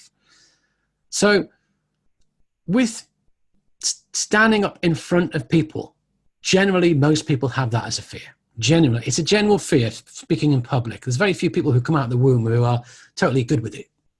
Depending upon your personality, if you're outgoing, you might not have any problem with it. But if you're shy and retiring, if you're an introvert, if you're sensitive, then you may have a problem with it. And there's a varying degrees. There's people who are a bit nervous of platform through to people who absolutely struggle with it, who will be sick through it, who, heaven forbid, would faint. That's an extreme. Anyone who faints through it, that really is ultra, ultra extreme. But as fears go, it's a sliding scale from a slight bit of discomfort through to, oh my God. So we're all different in where we are on that fear spectrum. We all have it to some degree. Now, I can't really talk about this question without bringing up the Confident Medium course that I did recently. The Confident Medium online classes and course. We did 4 classes and we looked at confidence, what confidence is, and we looked at dealing with fears. And a huge amount of it was geared towards this exact scenario as well. And I gave a huge amount of different tools that we can work with. And the thing about fear is you need to sit with your fear to understand your fear. You need to understand what it is that you're frightened of. Is it the mediumship? Is it the performance anxiety of having to be a good medium? Is it just the standing up and everyone looking at you? You need to kind of unpeel your onion to figure out what it is that is the root cause of your fear, to tackle it. And you need to open to the guidance and wisdom from within to work it out. We can train our subconscious mind, because our subconscious mind is responsible for all fear. So that's why I brought in all my training from my hypnotherapy skills. And with the subconscious mind, we can train our subconscious mind through things like visualization, affirmations, positive self-talk, all sorts of different things we can use. The more often you visualize doing something within your mind and seeing it going well, the easier it will be. In the course as well, I did create a little confident medium meditation that helps as well to get you in the right place. So if you didn't partake in that course, the good news, it's still available. It's only £50 for 4 classes and a meditation, which I think is excellent value. There's exercises from every single class. So that class would really help you. It's kind of hard to go through it in detail now in this class. And how each person gets over their fear personally will be individual to them. And for me, you've got to expose yourself to it. You've got to keep trying with it. The more often you do something for which there's a fear, the less the fear you have. It's called desensitization. So, you know, and also for me, I often reframe it, something, a technique called reframing, that the nervousness I get before I work on platform, I just say it's the excitement of my soul. Because excitement and nerves are actually quite similar in the effects on the body. But it's the excitement of spirit to work with you. Because, you know, you're going to do something amazing if you're working platform. You're going to reunite loved ones. So that's, and I also, for me, the thing that got me through my initial anxiety and fear was the knowledge that this is greater work. This is not about me and little old me and my little worries. This is greater work. This is work that has meaning and purpose, and it's so valuable. And we've got to stand in our power and just do it. And I find that when I do work for spirit and when I'm demonstrating any fears I have, go. When I'm in my power and when I'm in that altered state, it all goes. It might come back at the end. It's generally there at the beginning. And sometimes we kind of get over it totally. The late Gordon Higginson always had dreadful stage fright before every demonstration. And he was demonstrating from the age of 12 until he passed in his 70s. He passed when he was 75. So from the age of 12 to 75, 63 years of dreadful stage fright. And he used to not be able to eat. He used to dash to the toilet all the time. He always had it. But there's a theory that that energy actually helps mediumship, helps platform. And most mediums I know who are very good on platform have some degree of it. I don't have a great deal of it because in the early days, I told Spirit, if you want me to do this work, can we take it away? And actually, it did go away pretty much for me. I don't really get a great deal of stage fright or nerves before I work ever, unless I'm going to be demonstrating for an award.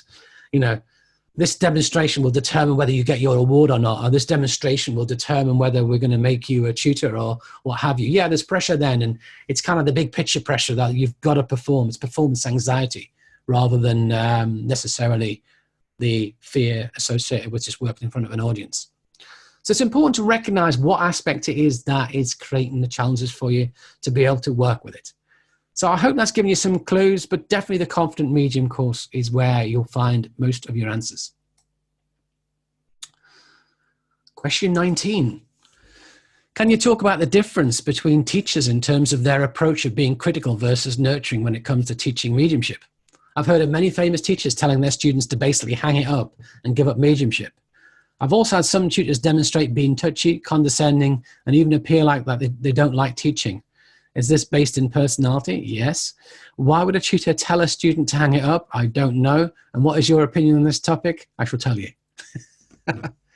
So in all aspects of life, you're going to get different personalities. You're going to get different approaches. Gordon Higginson was an incredibly tough tutor. He produced mediums of a very good standard, but not everyone could suffer and stay the course.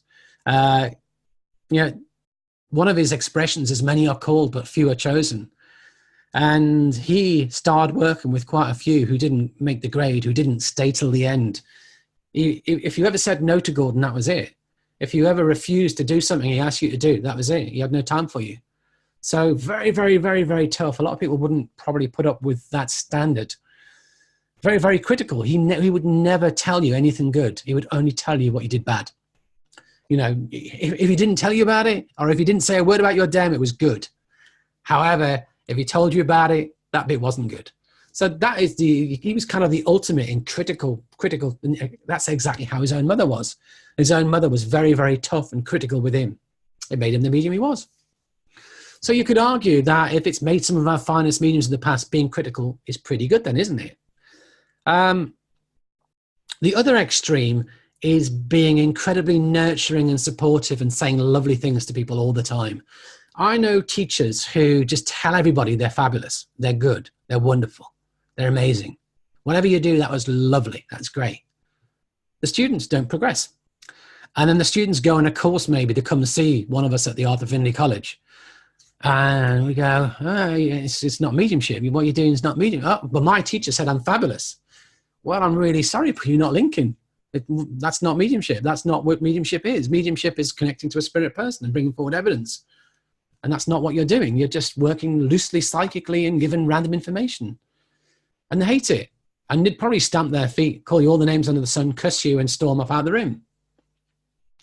So we have these two extremes of extremely critical versus totally over the top nurturing. And I know some tutors who just tell people lovely things so they can get them in their class to make money from them, just so they get followers. So, you know, I know some people who, everyone who goes to see them will be told they've got the most amazing gift. And everyone who goes to see them will be told the same things to get them to sign up with them. Now, for me, that is absolutely unethical. Just like we're talking about theatre mediums who can be unethical. That is teaching. That is totally and utterly unethical. Yes, they'll have a following. Yes, they'll have a lot of students. But generally, the students won't progress very well or far. Now, I'm brutally frank and honest. That's my nature. I'm afraid I'm a WYSIWYG. What you see is what you get. I can't lie very well. If something's not working, I have to say to somebody, I'm really sorry, it's not working.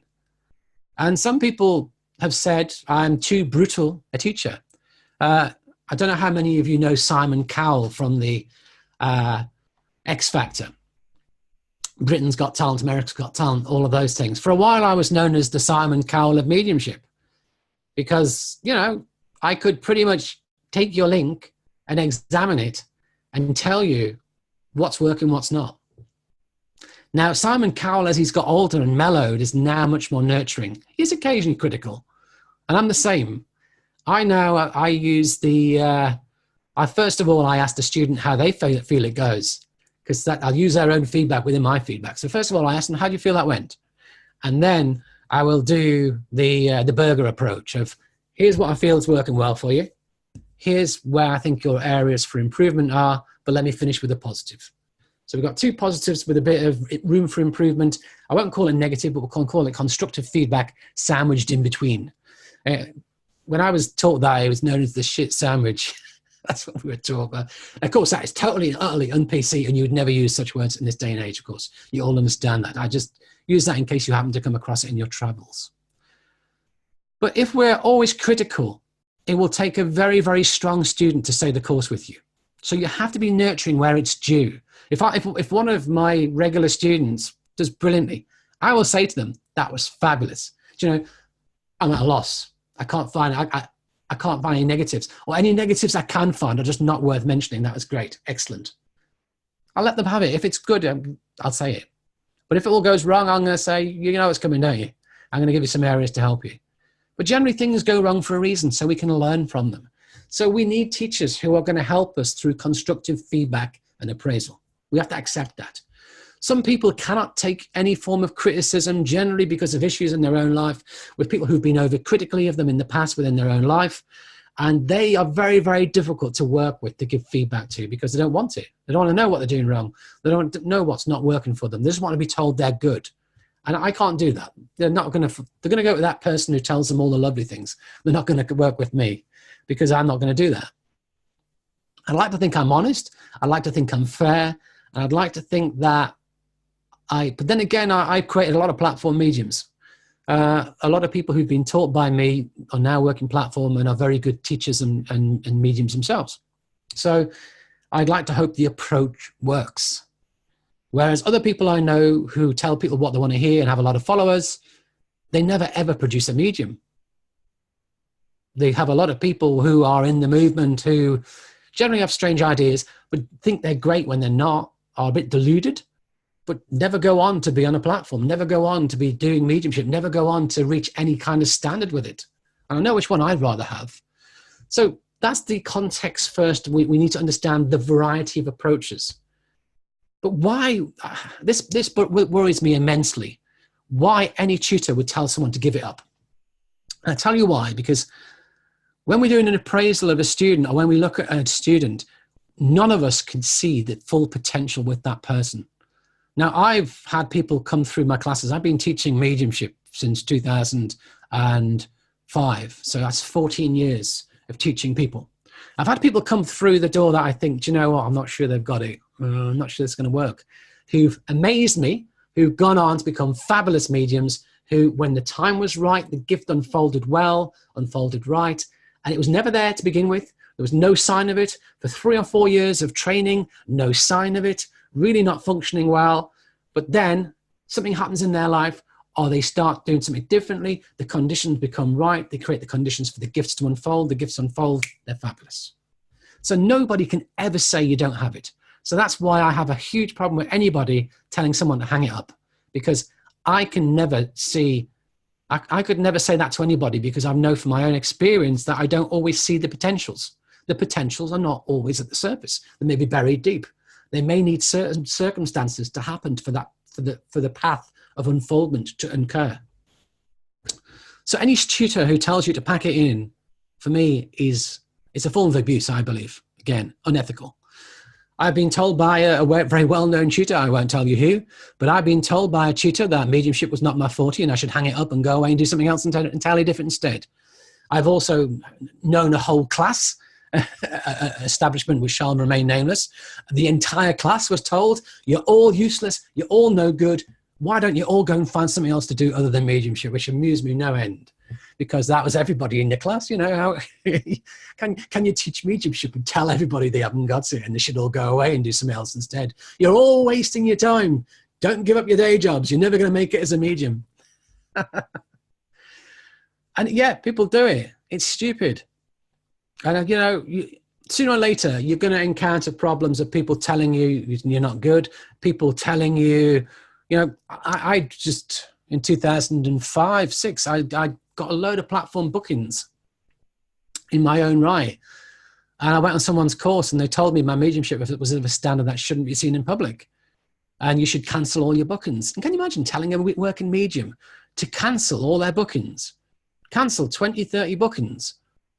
Because they're not good enough, based upon you seeing, I don't know, probably a little bit of sitting here and there, and maybe one link. Now, remember, everybody can have a great sit-ins, lousy sit-ins, great platform link, lousy platform link. You can't base any of it on one small piece of information. You really can't. So, and I've seen it with many people that are being told to give it up. By certain mediums are famous for telling, certain tutors are famous for telling people to give it up. And generally, I think it's wrong. I think it's unethical. I think it's irresponsible. I've seen people who have physical disabilities told you'll never be a medium because of your disability, and seen them in tears afterwards. And I've gone over to them and told them it's absolute rubbish. Just ignore it. One lady I know who was blind, who exact same thing happened to her. She came and told me afterwards, later on, a few years later, I'm a working medium now, and I demonstrate around all my local churches. Thank God you told me what you told me. And that's we have to nurture people. Yes, by all means, give constructive feedback, but to some degree, we do have to nurture people a bit. We have to help them to find their feet upon their journey. And do you know what? If you are overly touchy, if you're condescending, if you don't like students, you're in the wrong job. I've seen tutors who've walked out of classes because students have asked a question. I saw one tutor teach us all that, no link should exceed 10 minutes. They then demonstrated, and one of the links was 20 minutes long. Next day in class, one of the students put their hand up and said, "Excuse me, you told us we should limit our links at 10 minutes, but your link was 20 minutes. How dare you? I've never been so insulted all my life." And that was it. Class was off for the day. Tutor went. Wasn't willing to teach us. And that's not really the right attitude for any tutor at all. If you're a tutor, you've just got to get on with it. So you have to have the right personality, the right attitude to be a teacher. And sadly, not all tutors are great. Interestingly with Gordon Higginson. Now, Gordon Higginson was very nurturing to people who didn't have it. He would say lovely things to people who didn't have it. But if you had the gift and you had potential, he was tough. Now, I did load a lecture up to the Gordon Higginson website and also to YouTube called Circle Work, where Gordon talks about circle work. And he talks about how he helped Gerard Smith. And Gerard Smith is a fabulous medium. Gerard Smith was trained and mentored by Gordon. He's an excellent medium. But when you listen to what Gordon did to him, Gordon told him to cancel his bookings, and Gordon just gave him a hard time and gave him really hard sitters and really pushed him, but created unfolded that wonderful potential within. Sometimes we need to be pushed. So that's important to remember as well. So there you go. So anybody who tells someone to pack it in, it's not right. It's not fair. I believe everybody can work with their spiritual abilities to some degree. Yeah, not everyone's going to be a fantastic platform medium, but you can use it to help people to some degree in your life. And that it should be nurtured to help people. All make sense? So question 20, are there any tutors who will just watch you do a reading and tell you what areas to work on as a result? If this doesn't exist, how and where do development mediums go to in order to get feedback in terms of how they are reading? If they're ready to be a working medium or other types of concerns regarding their current development?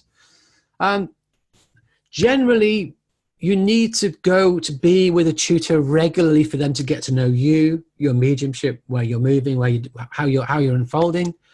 To be able to help you, the most people need to see quite a bit of you, which is why there's been a trend in things like mentorship programs where you get to spend a lot more time with those tutors. For me, a good mentorship program should involve the tutor watching you either demonstrate or reviewing you doing private readings. And there should be given some feedback, and there should sort of be a spiritual appraisal within it as well, and you be able to talk about what's happening in your development, and for the guidance to be given to help. I think personally, face-to-face programs are generally better than programs that are online because you end up having more time together. Generally, in my experience, that is better. Some of the online programs, you don't actually have much face time with people as such. And so that's harder. That is a bit harder. So, but back in the day, when I trained, there was no such thing. So you'd try and go on courses with the same tutors if you could for them to get to know you, but it's not easy. And then there's issues that we have above that we just talked about. Some tutors aren't always giving you positive feedback. Some tutors might not say nice things about you. And I was thinking, when I look back in my own development, I didn't really have anybody who kind of watched me work and really give me advice and feedback on how to develop as a medium. I've just done it through doing it. And I've been given negative things, but no one's ever been that constructive or helpful to me, I kind of think. And so sometimes we just got to do it ourselves. I actually became my own teacher. I actually used to record a lot of my own sit-ins and listen to myself and look at where I thought I could improve and use the knowledge I'd gained as a teacher to try and teach myself. So that kind of is one area we can use. Also, my own guides and helpers have probably been my best teachers. They know my work. They understand what goes on. They can help me a great deal as well. The problem is, am I ready to work? A lot of people, you'd be waiting forever for a tutor to tell you, yes, you are. Yeah, I see other tutors telling people they're ready to work when they're nowhere near. So if you go to enough tutors, you'll be told you're ready anyway. So but whether you really are, only you will truly know within. And part of that, again, is about your confidence level. Some people are overly confident, they go straight out and they're not ready. And some people are not confident and will take forever to get out there and work with their mediumship because they just can't get over the confidence issues. So the confident medium would help you with that as well if you're interested.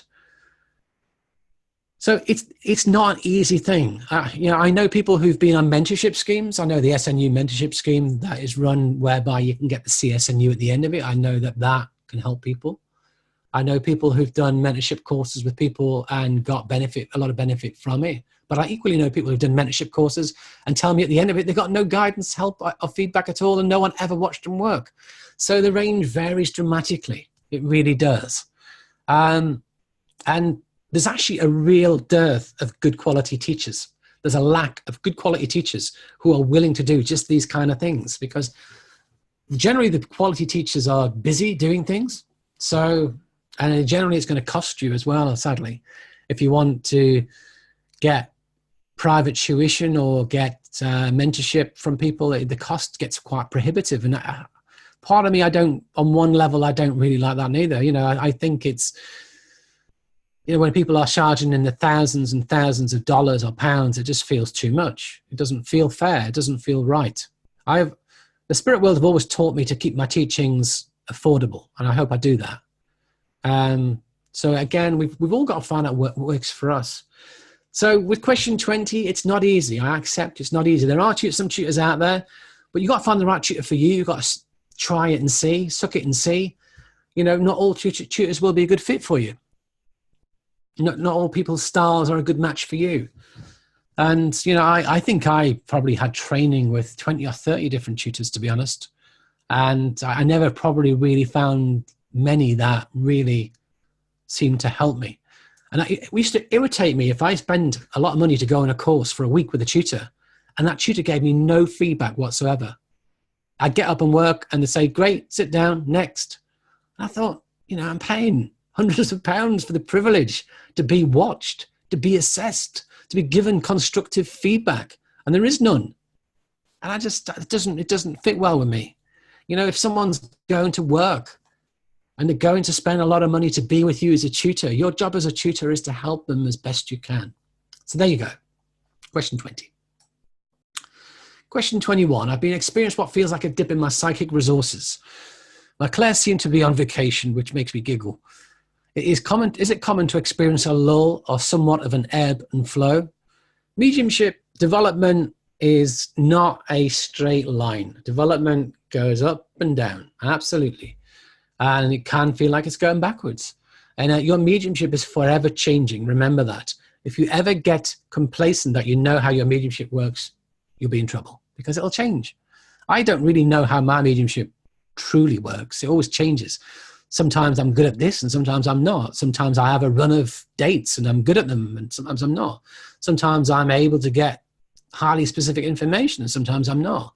It just varies. I just never really know quarter to quarter what parts of it will be firing on all cylinders and what won't. It's the nature of the beast because we're changing as well. Remember that also what's going on in our lives emotionally, mentally, spiritually will play a huge role as well.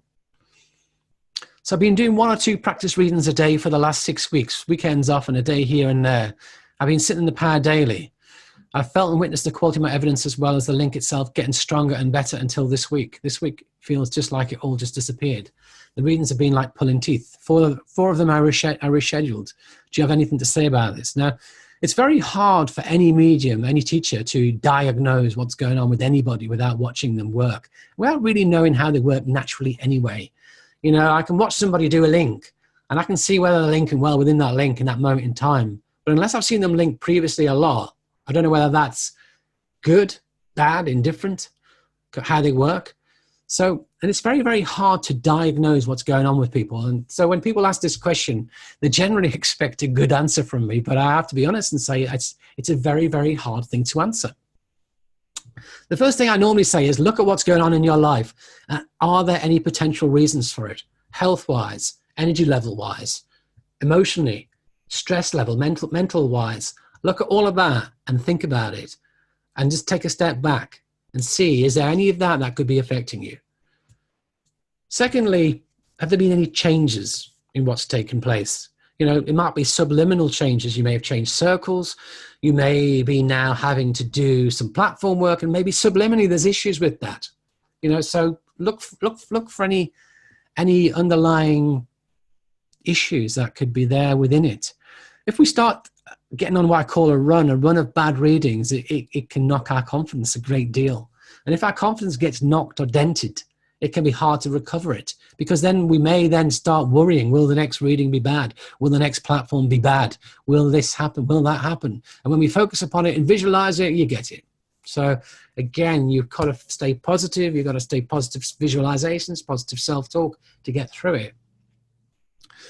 First thing to do is just accept it happens, not to allow it to destroy you, not to allow it to overly worry you, and maybe it's a sign that you've been overdoing it potentially. Maybe we just got to step back. I'd say, I don't know what level you're at with your mediumship, I have to say. And, but for me, if you're still in training, then doing readings every day might be too intense. I used to go to circles. Whenever I went out for my first, say, first 3 years of training, I pretty much just went to circles. I never really did any practice sittings outside of circles and classes. I went to like the classes within the church, my circles within the church, and then I started doing a few more open platforms elsewhere. But unless I was going to a class to work, I wouldn't work. I wouldn't try and fit any extra sittings in around it. So maybe you might be doing too much. And some people think that if they hit it hard in the early stages and just do as much as they can, it'll make them brilliant. It works for some, but it doesn't work for others. And for some people, it can actually be negative because you're depleting your power all the time. You're not giving yourself the chance to regenerate. As a working medium, I would not want to do sittings every day, even with weekends off. I still wouldn't want to be doing sittings every single day. I'd find that hard. And we've all got to find that balance for us as to what feels right. I know professional mediums who work and earn most of their money from sittings, but they'll maybe do 3 days a week as their sitting days, and they'll hit it hard on those days, but not others. I know other people who just say work in afternoons. I know other people who, we've all got to find our own working pattern, if that makes sense to you. But you've got to watch your energy levels, and you've got to find out when it's starting to affect your energy. And if it is, you've got to pull back a bit. So that's a potential as well, you see. So there are all these different factors in the mix. And the only person who can really work it all out is you. I can maybe give you some clues as to where to look or what to look for, but ultimately we're responsible for our own development. And as I said earlier on, if I was working and all of a sudden it didn't happen, I'd go back to basics. I'd maybe not work for a while, just sit. And I would ask spirit, I'd sit with spirit, and I'd send thoughts to spirit to inspire you, send thoughts to your own soul to inspire you, to give you guidance, to give you inspiration as to what is happening. Use inspirational writing or inspirational speaking to try and get information through. I'm lucky I can go into trance and ask my guides to come through and tell me what's going on. And they will. But if I wasn't doing that, I would do a little bit of inspirational speaking, get my dictaphone out, just sit there, move into a slightly altered state, allow them to blend close, and then start talking and see what comes through, see what flows through.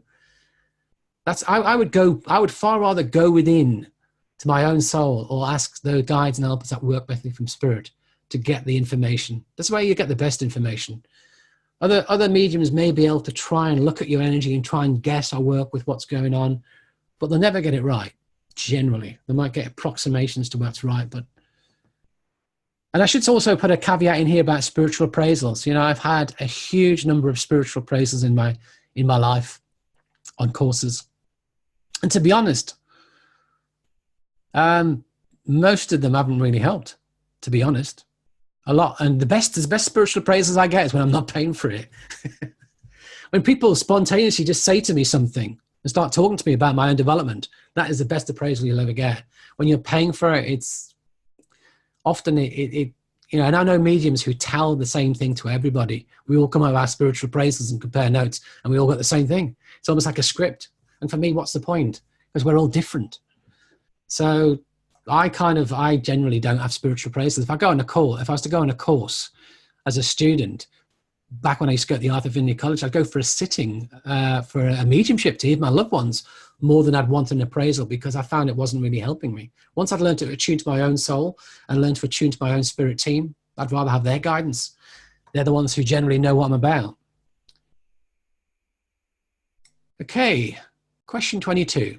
I know you record your readings for protection. Now, I'm going to pause it there and say I record my readings for multiple reasons. The first one, first and foremost, I record my readings so that the sitter can have a copy of their reading, because most people cannot remember what is said. Most people do not know what you're talking about. If you go out of a reading and I ask you 3 days' time what was said in that reading, most people have forgotten a huge amount. So if you have a recording, you can revisit it as often as you like. And I love to rehear my own recordings anyway. So my own sittings I have, it's nice to listen to the evidence. It's nice to listen to how people work, even as listen to other mediums. So that's one aspect. So first of all, first and foremost, I record it to make it available to the sitter. Sometimes I say, would you like to buy the CD or the download of their sitting? And they'll say no, but then they'll come back to me a week later and say, oh, I'd really like to have it now. I've forgotten it all. And it's available and it's there. Yeah, you can have it. So first and foremost, it's for the sitter. Secondly, it's for me. It's partly for my own protection. Partly is for me to understand what took place. Back in the day when I was assessing myself, I used to like to listen to certain ones every now and again. If a sitting didn't go well, I'd try and listen to it and understand what I could learn from it. I also record it from the point of view of protection, from the point of view, if someone was to make an accusation against me, I have a recording what took place. You know, some people have said, I've heard people say, oh, that you told me this and you told me that. And I say, no, if you go back to the recording, listen to it, you'll find I didn't. And afterwards they've apologized and said, oh, I must be thinking of somebody else then. So it can protect you and your reputation as well. I normally do allow for this. However, I have a friend that is a medium and she had a client use the recording on social media to hurt another with the information that was provided. This is now making me rethink this. Any thoughts? Now, we give somebody a recording. What they choose to do with that recording is up to them. At the end of the day, I suppose you could kind of say it's copyright to you, the recording, and it's for their own personal use. I think that would be fair if you wish to go that far. But ultimately, if somebody puts something on YouTube, on Facebook, of you speaking, and they don't have your permission to do it, which you shouldn't give generally. So I would say, the recording is not to be shared or uploaded, really, because this can happen. And if something does go on social media or on YouTube, you can contact YouTube to have it taken down. You can report it, because if it's you talking, they don't have your permission to use it. It would be pulled. So that can be done. I have done that in the past. Of people have put stuff on YouTube that they don't have permission to put up, and we can get it taken down. It's worth doing, worth knowing about. So, but the problem is we can't really stop people from doing stupid things. People are people. So, but I wouldn't allow that to, most mediums I know, what some mediums I know do, they have a portable CD recorder in their office. Someone comes in, they press go on the CD and they hand the CD over and the person walks out with it. So I like to have both. They have a copy and I have a copy. I like that. So even if I did that, I wouldn't let them take the CD away. I'd send the CD on to them afterwards and make a recording and keep a copy for myself. Or get a recorder that allows it to be stored in the memory and download it as a file as well. So I like that. I guess I'm a control freak. But, each case, if it came up, you'd have to manage it as best you can. But I think it's fair enough if you're giving someone a recording to say that it's for your own personal use and it's not to be published. It's not to be shared. It's not to be used in any way. And, but there are going to be cases of people who use a recording against you, possibly sometimes as well. I know at mediums where that's happened. They published a snippet of a recording where the medium wasn't getting it right to say someone's lousy. And I don't think that's fair neither. But again, that can be taken down if it's published in the public domain. So there's ways and means. So question 23. I was told that when a link to spirit is preceded with a Native American Indian, that this is a message from spirit and as such is a collective message and does not come from a single individual soul. Is this correct? Also, I'd like to know more about the significance of Native Americans with spirit messages. Now, when I read this post, I groaned. And it's just so many different ideas bolted together to be probably ridiculous teaching, to be honest. So we often have spirit guides who speak through mediums in trance. So we all accept that. And some of the more famous ones include Silver Birch, Red Cloud, White Eagle. And you'll notice that they're all Native American names, but actually none of them were actually Native Americans. That's the interesting point. There's always been a trend from I think the sort of early 1900s on, 1910s onwards, to have Native Americans as a guide. Silver Birch said he wasn't a Native American. Red Cloud said he wasn't a Native American. White Eagle said he wasn't a Native American, yet they're all portrayed as Native Americans. And I often think that a lot of this is to do with the medium's own desires in terms of what a medium's mind wants. So we have to be careful. Whatever archetype we'd like, we'll get. Spirit will show themselves to us however we desire. So that's important to recognize that not all guides are Native Americans. The Silver Birch was actually just chosen it was actually, the guide was originally known as Big Jump. And Silver Birch was actually just chosen to publish the teachings because you can't really say these are the teachings from Big Jump because it doesn't sound very catchy or very good. It doesn't sound very spiritual or deep. So Silver Birch helps that. So we have the guides who communicate, and there's all sorts of guides, and some guides are Native Americans. Important to recognize that. But if I was in a circle and someone says, oh, this is coming from a Native American, and this is a message from Spirit, and it's for everybody. Well, if you're giving it in like a circle, as like an evidential type circle, then it's absolute rubbish. Absolute rubbish. Unless someone's in trance, it's absolute rubbish. Because I don't know where that concept would even come from, apart from the fact that someone's heard of some trance. Trance teaching is generally philosophical, spiritual messages for everybody. So they just say, well, okay, if I pretend to be a Native American on platform and I'm now coming through as a Native American, how? And I've seen it from so many different angles with so many different people. I've seen so much fake trance, so much fake mediumship on platform. And they do it, and it's not good. So I don't know if that is the context that this was meant in or not, but I just bring all of this in just so you see the bigger picture. And there are some circles where people do inspirational stuff and do a little bit of trance dabbling. Now, I don't really like those circles neither, because you'll never get quality unless a circle is devoted. In fact, we're coming on to the next question 24, unless a circle is devoted to developing trance. Trance doesn't develop in wishy-washy circles, jack of all trades circles. Generally, it's not going to happen. So this concept, for what you were told, I don't agree with it personally. It's just kind of meshing the idea of trance with the idea of, channeling messages. If I just shut my eyes and bring this through and say it's from a Native American, you can all have it. Yeah, I could give you the most wonderful messages for everybody if I just shut my eyes and pretend I was a Native American now. But it's not really doing anyone any favors because it's not real. So, and the significance of Native Americans with spirit messages, for me, the only significance is that there's been a history of guides who were Native Americans. But the irony of it is that the most well-known ones weren't. That's the irony of it. And I've got some wonderful articles from Psychic News and Two Worlds in the 1940s, where they were saying, how come there's this fashion, this trend to make your guides Native Americans? And I still think the fashion and trend continues to this day. My guides are not Native Americans. I could make them Native Americans if I like, but that would be my own desire. They've told me if I want them to be Native Americans, they will match whatever archetype I give them. Whatever I ask for, they'll be. We will come however you wish, whatever you want. So if we think we want something, we'll create it. Be careful. Be careful with what you want. But there is no... Some people say, oh, it's because the Native Americans were close to the Great Spirit. They were close to Mother Earth. They're a better channel for it to come through. I disagree. And most of the spirit world say otherwise. So it doesn't really make sense. So Native Americans, very popular, very trendy, very fashionable, will continue to be fashionable for the foreseeable future. But hey, you can be different. You don't have to have one. And the number of mediums on platforms saying, oh, I'm coming to you and I can see a headdress and you've got a Native American with you. I've been told it so many times. And my guides tell me they're not Native American. Why would they be? So, but we'll get told it. So be careful what you allow other mediums to tell you and put into your mind also. Okay, let's move on.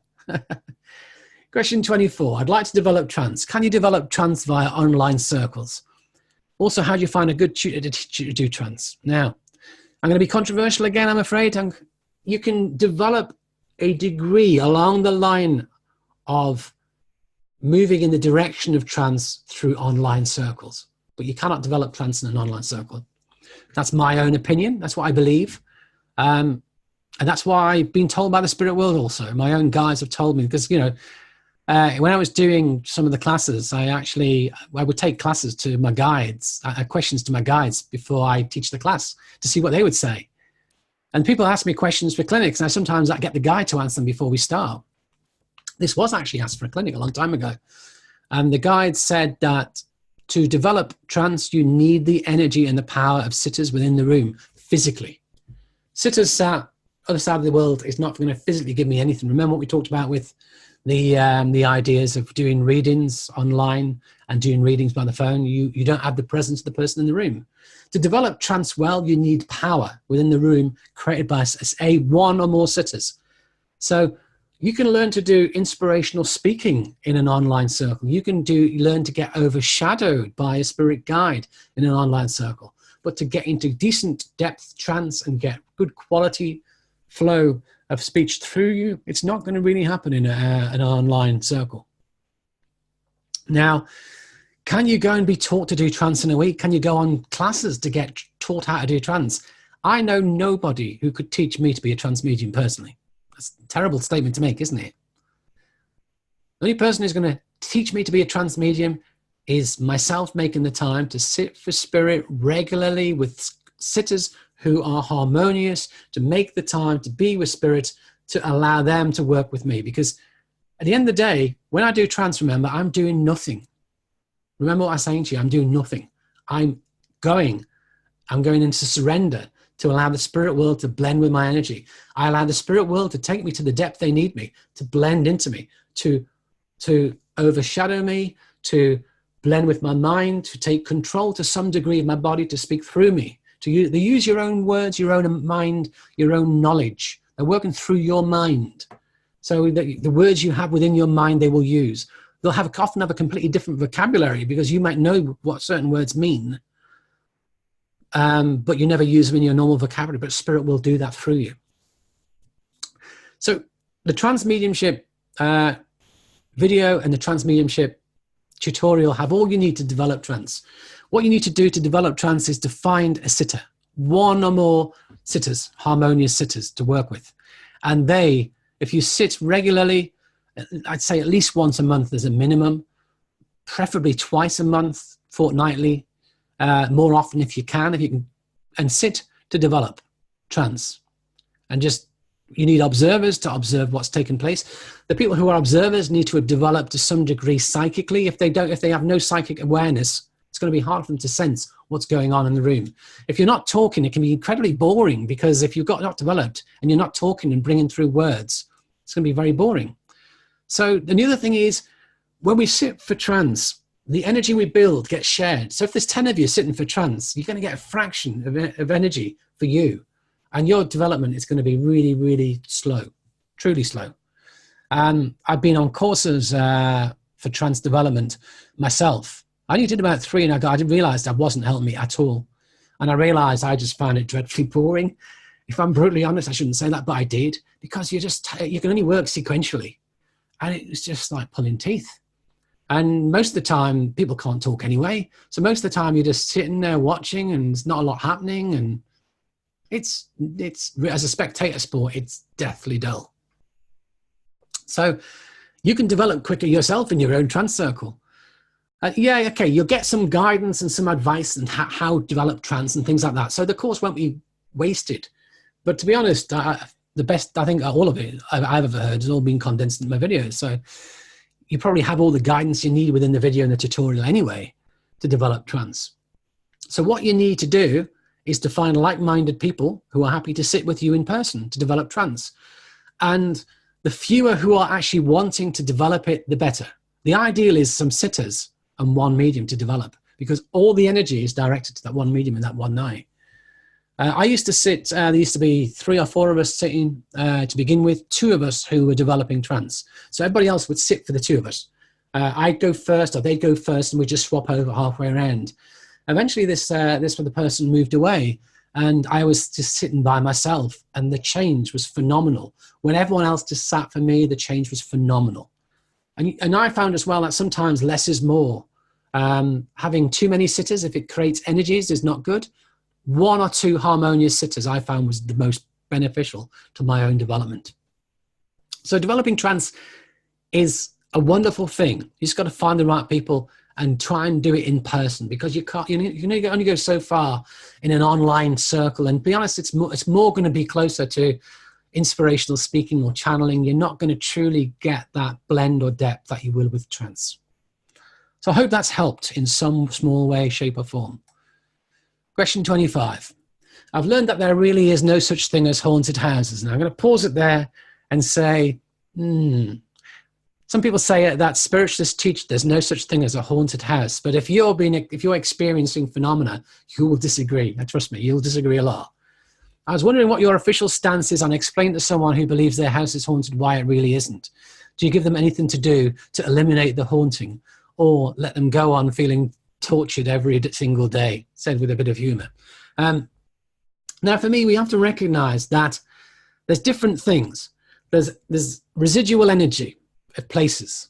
There's residual energy of events that have taken place there. There's the energy that takes place from the people who live there, the residual energy of the people who live in it.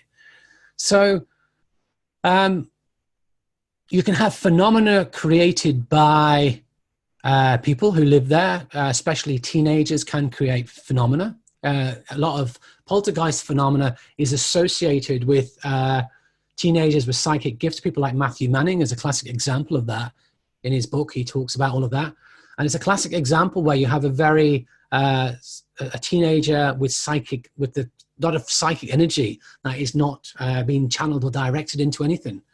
That it can create a lot of psychic phenomena. It can create a lot of the objects moving and a lot of psychokinesis. Someone in that house there would tell you it's haunted. So that's an aspect. So we've got, you get the classic ghost, the grey lady that walks down the stairs. And if you like, it's just like it's an embedded energy where it's like a reel of film that just repeats itself. There isn't actually a spirit there. It's just the energy of the place, or the soldiers marching where the land level was different and you don't see all their legs. Again, that's kind of like the replay of it. Then there's the energy of the building, itself, of the history of it, that the psychic energy that's created, the residual energy it's called.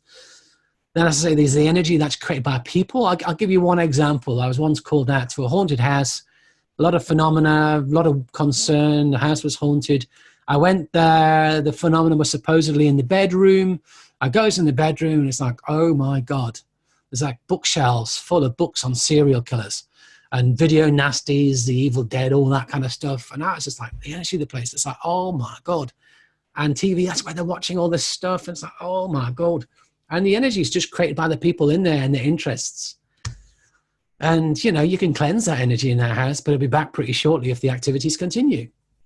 It's not created by spirit at all. It's created by us. Then you have the presence of spirit within a home. And why would you have the presence of spirit within a home or around people? Well, your loved ones would like to let you know they're there. Often your loved ones will, you go and see somebody, they feel their house is haunted, and it's just their loved one trying to let them know they're around them. And, there's a video of Gordon Higginson, on YouTube, the haunting of the pottery. He goes to the pottery where everyone felt it was haunted. Turned out it's one of their colleagues who just wants to be around them still. Somebody who used to work with them, who just wants to be around them, who enjoys being there. That's their place to work, one of their favorite places. Like to be around their friends. What's bad about that? Nothing. Is it a haunting? Well, you could say it is, but it's just spirit choosing to be in a place. And sometimes spirit who've lived in a place may want to have that connection and go back and visit it. Just like you might want to drive past your old house and see how things are getting on. If you're a spirit, you might want to go back to your old house and just take a look around. And people may feel that energy when that spirit person is there, but it's not negative. It's not bad in any way. It's just energy. It's just that there's a spirit person there. They're not really interested in communicating. It's just a place they go. So these are all possibilities that could be taking place. If people are fearful, then Generally, you know, if you can put their mind at rest, you would do so. I don't go there and try and cleanse or remove spirits. I can't take spirits away. You know, you can go there and you could do a reading and say, you know, this is your loved one, and let them know. But often if people call us up and say they've got phenomena within their house, whenever I sit to send out healing, I just ask, Spirit, please send healing to this person and to their home. And can you help whatever's there? And often they'll tell me that absent healing being sent solves it. And for me, that's wonderful. If we can solve it through, and anyone who contacts me, I always say, we'll send you absent healing. And often it fixes it. You know, so, but I think if you can get the person not to be unduly worried about it, because most people have seen horror movies, and that's where it's a fear thing. It's a fear thing that is focused on the energy of it. And that's not helpful. So I hope that kind of gives you some insight. But are there haunted houses where there are houses where spirits can be present? Yes. Spirits who know you, and spirits who may just have an association. But there are also places whereby there's residual energy from past events. And that's not so easy you can't really clear that necessarily. It's there, it belongs there. Okay, let's move on to question 26. What was going on in the late 1800s, as it seems like there were a lot of apports and physical mediumship? There was a lot more physical mediumship back then, and there was a lot more physical mediumship in the early 1900s, in the 1950s. You know, you had people like Estelle Roberts, you had people like Helen Hughes, Helen Duncan, you had people like Alec Harris, Hunter Selkirk, lots of well-known physical mediums. But going back, we had really well-known physical mediums, people like D.D. Hume and lots of others. So, and you know, so back in the day, physical mediumship was a lot more popular. So why can we not have this revived in this day and age? Well, the world has moved on. The energies of the world have moved on. We live in a very much faster paced world, a very much more chaotic environment, really. And people's attention spans is very, very limited now compared to what it used to be. A lot of people used to sit in home circles by firelight, by the dying embers of the fire, which is that red light. It used to be conducive. A lot of people used to sit in the dark. People don't do that anymore. And people haven't got the patience to develop physical mediumship. It took years, decades. You know, people want instant mediumship now. People aren't interested. You know, a lot of people aren't willing to develop trance. To develop trance, you probably need to sit to develop trance well for over 10 years, I'd say. I've been now developing trance myself for over 10 years.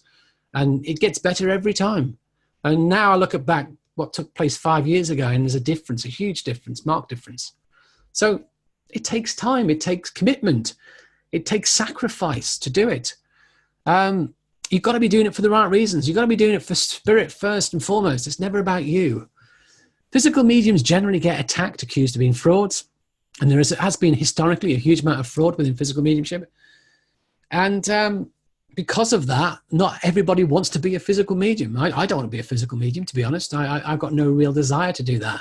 Of all the types of mediumship, that's the one area of mediumship that I'm not massively drawn into. I could cope with some aspects of it, but, you know, it's sad. You're the one, you're out of it. Everyone else is enjoying everything that takes place, and you don't get to hear any of it because you're in deep trance. You have to be. And the thing about apports for me, yeah, there's people talk about apports, but apports weren't all that popular, or, you know, it didn't happen all the time. The circle wasn't just flooded with apports. There was generally more special occasions that they came through. Gordon had apports within his circles. Estelle Roberts had apports within hers. But again, they were, as I say, they didn't happen all the time. And I think about, you have to think about the logic behind an apport as well. You know, an apport, if it's just a gift to somebody, where's the logic in it? There's not, what, are we serving spirit with apports?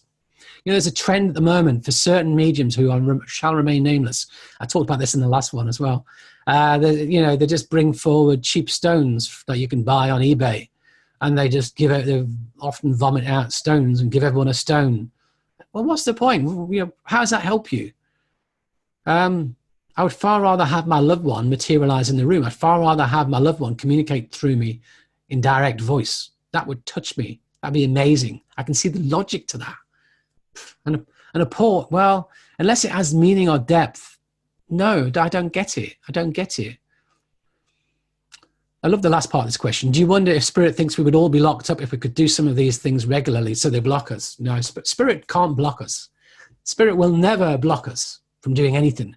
And anything that's taken place in the past, whether it's mental mediumship, evidential mediumship, physical mediumship, trance mediumship, It's all still available. It didn't get taken away. The spirit world didn't say they can have it, but you can't. It's all about us creating the conditions to allow it to happen. You know, we don't have sitters like we used to have.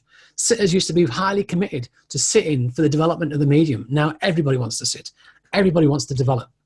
It doesn't work. The energies are pulled in so many different directions. You know, when Gordon sat to develop physical mediumship, he asks for sitters to sit every week, come rain or shine. And even if they're on holiday, they'd still sit at the same time to have that, to build that power, to send that energy. And so, you know, they were committed.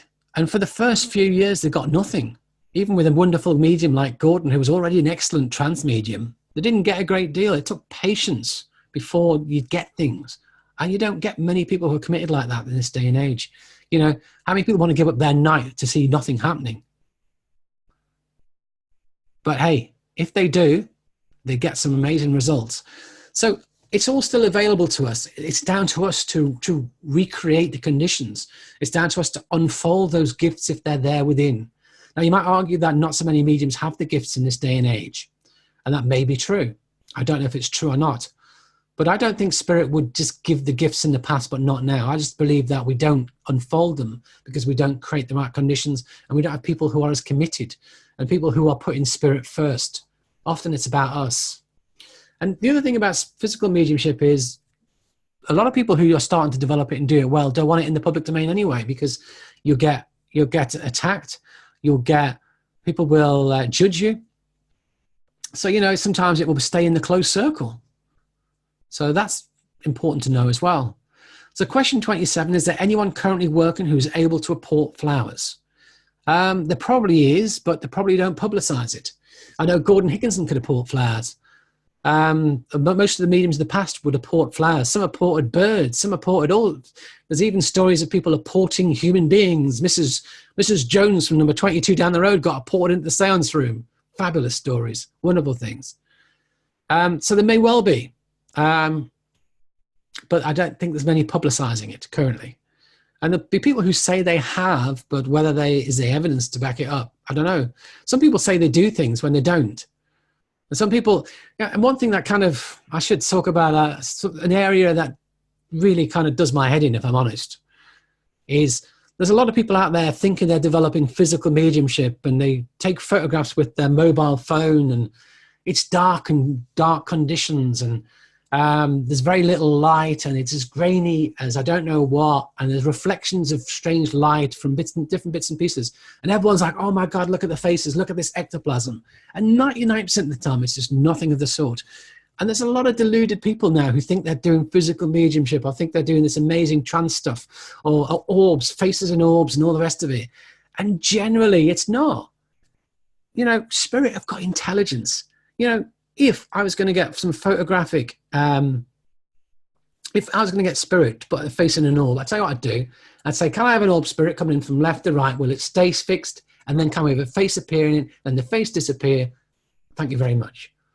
You know, we get some intelligence for it to follow a set pattern, or something intelligent to be there with it, not just random orbs. So, you know, I've got lots of digital cameras. Digital cameras make orbs. It's just the nature of the alignment of the focusing mechanism. It didn't happen very much in cameras of the past when we used optical SLR cameras, but with digital cameras, it happens a lot now. You know, it's a phenomenon of the camera generally. And there's a lot of deluded people, and I guess you get it in the UK, you get it in the States, you get it everywhere. There's a lot of deluded people that just think everything is Spirit. You know, anything that happens is Spirit. If there's a creak in the room, oh, hello, friend, Spirit. But it's not. You know, let's rule out all the other causes first, and only then can we start thinking, is there phenomena here? I get a lot of a phenomena when I sit for trance, a lot of creaks, groans, bashes. And most of it, a Spirit will say, this is not us. This is not, the guide will speak and will say, and I didn't do that. But sometimes they'll say something that's so profound and they want to get a point across. There'll be this almighty crack. And that's physical phenomena. It's emphasis. It's there at the exact moment you'd want it. And the guides will say, yeah, emphasis. So, you know, so let's look for the intelligence behind it. So, question 28.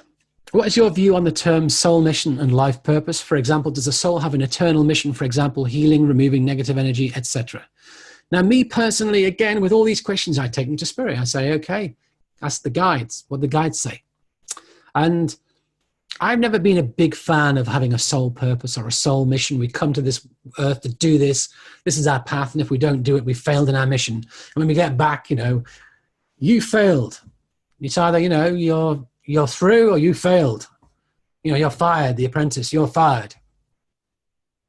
But for me, I believe we all have potentials. All of us have potentials within our soul. All of us have attributes, abilities, call them gifts if you will, but we all have potentials to be worked with in this life. And there's a multitude of ways in which those potentials can unfold and can be worked with. And our job, I believe our mission, if we want to call it a mission, is to use the gifts, potentials, and abilities we have to their fullest within this life. That, I believe, is what I would call our soul mission or life purpose. But I wouldn't say you are a born healer. You are here to heal. And your job is to do this. And your job is to do that. And if you don't do it, you've failed. And for example, if I was born in the UK, I can work with mediumship, no problem. But if I was born somewhere else, say, in an Islamic country, I wouldn't be allowed to. Depending on where I was born in the world would limit the expression of certain potentials, certain abilities within me. But I believe that wherever I was, the potentials and abilities of my soul could find some degree of expression through either some religious outlet or just kindness, human compassion, whatever that may be. I believe it can find an outlet in some way, shape, or form. So I don't believe in the idea that we have a contract, a sacred contract. I've signed this contract to do this, this, and this. And when I get back, I'll be judged. Did I follow my contract? I just believe that I come here, I'm a unique soul. I come here, my soul has potentials within it. My soul has things it can do. Whatever happens in my life, whatever decisions I make, whatever path I go down does not limit my soul. There will always be opportunities for those aspects to be expressed in some way, shape, or form. That's kind of my take on it. But those people who tell me, oh, your contract is this, your mission is that, I have a much more loose vision of it, a much more looser understanding of it. We can't, if you'd said to me what my soul mission was 10 years ago, I would like to work with mediumship, evidential mediumship. Yeah, I'm working with evidential mediumship. Then what's my soul's mission? Well, I'd like to work with doing trance, get teachings from the spirit world. That would be fabulous as well.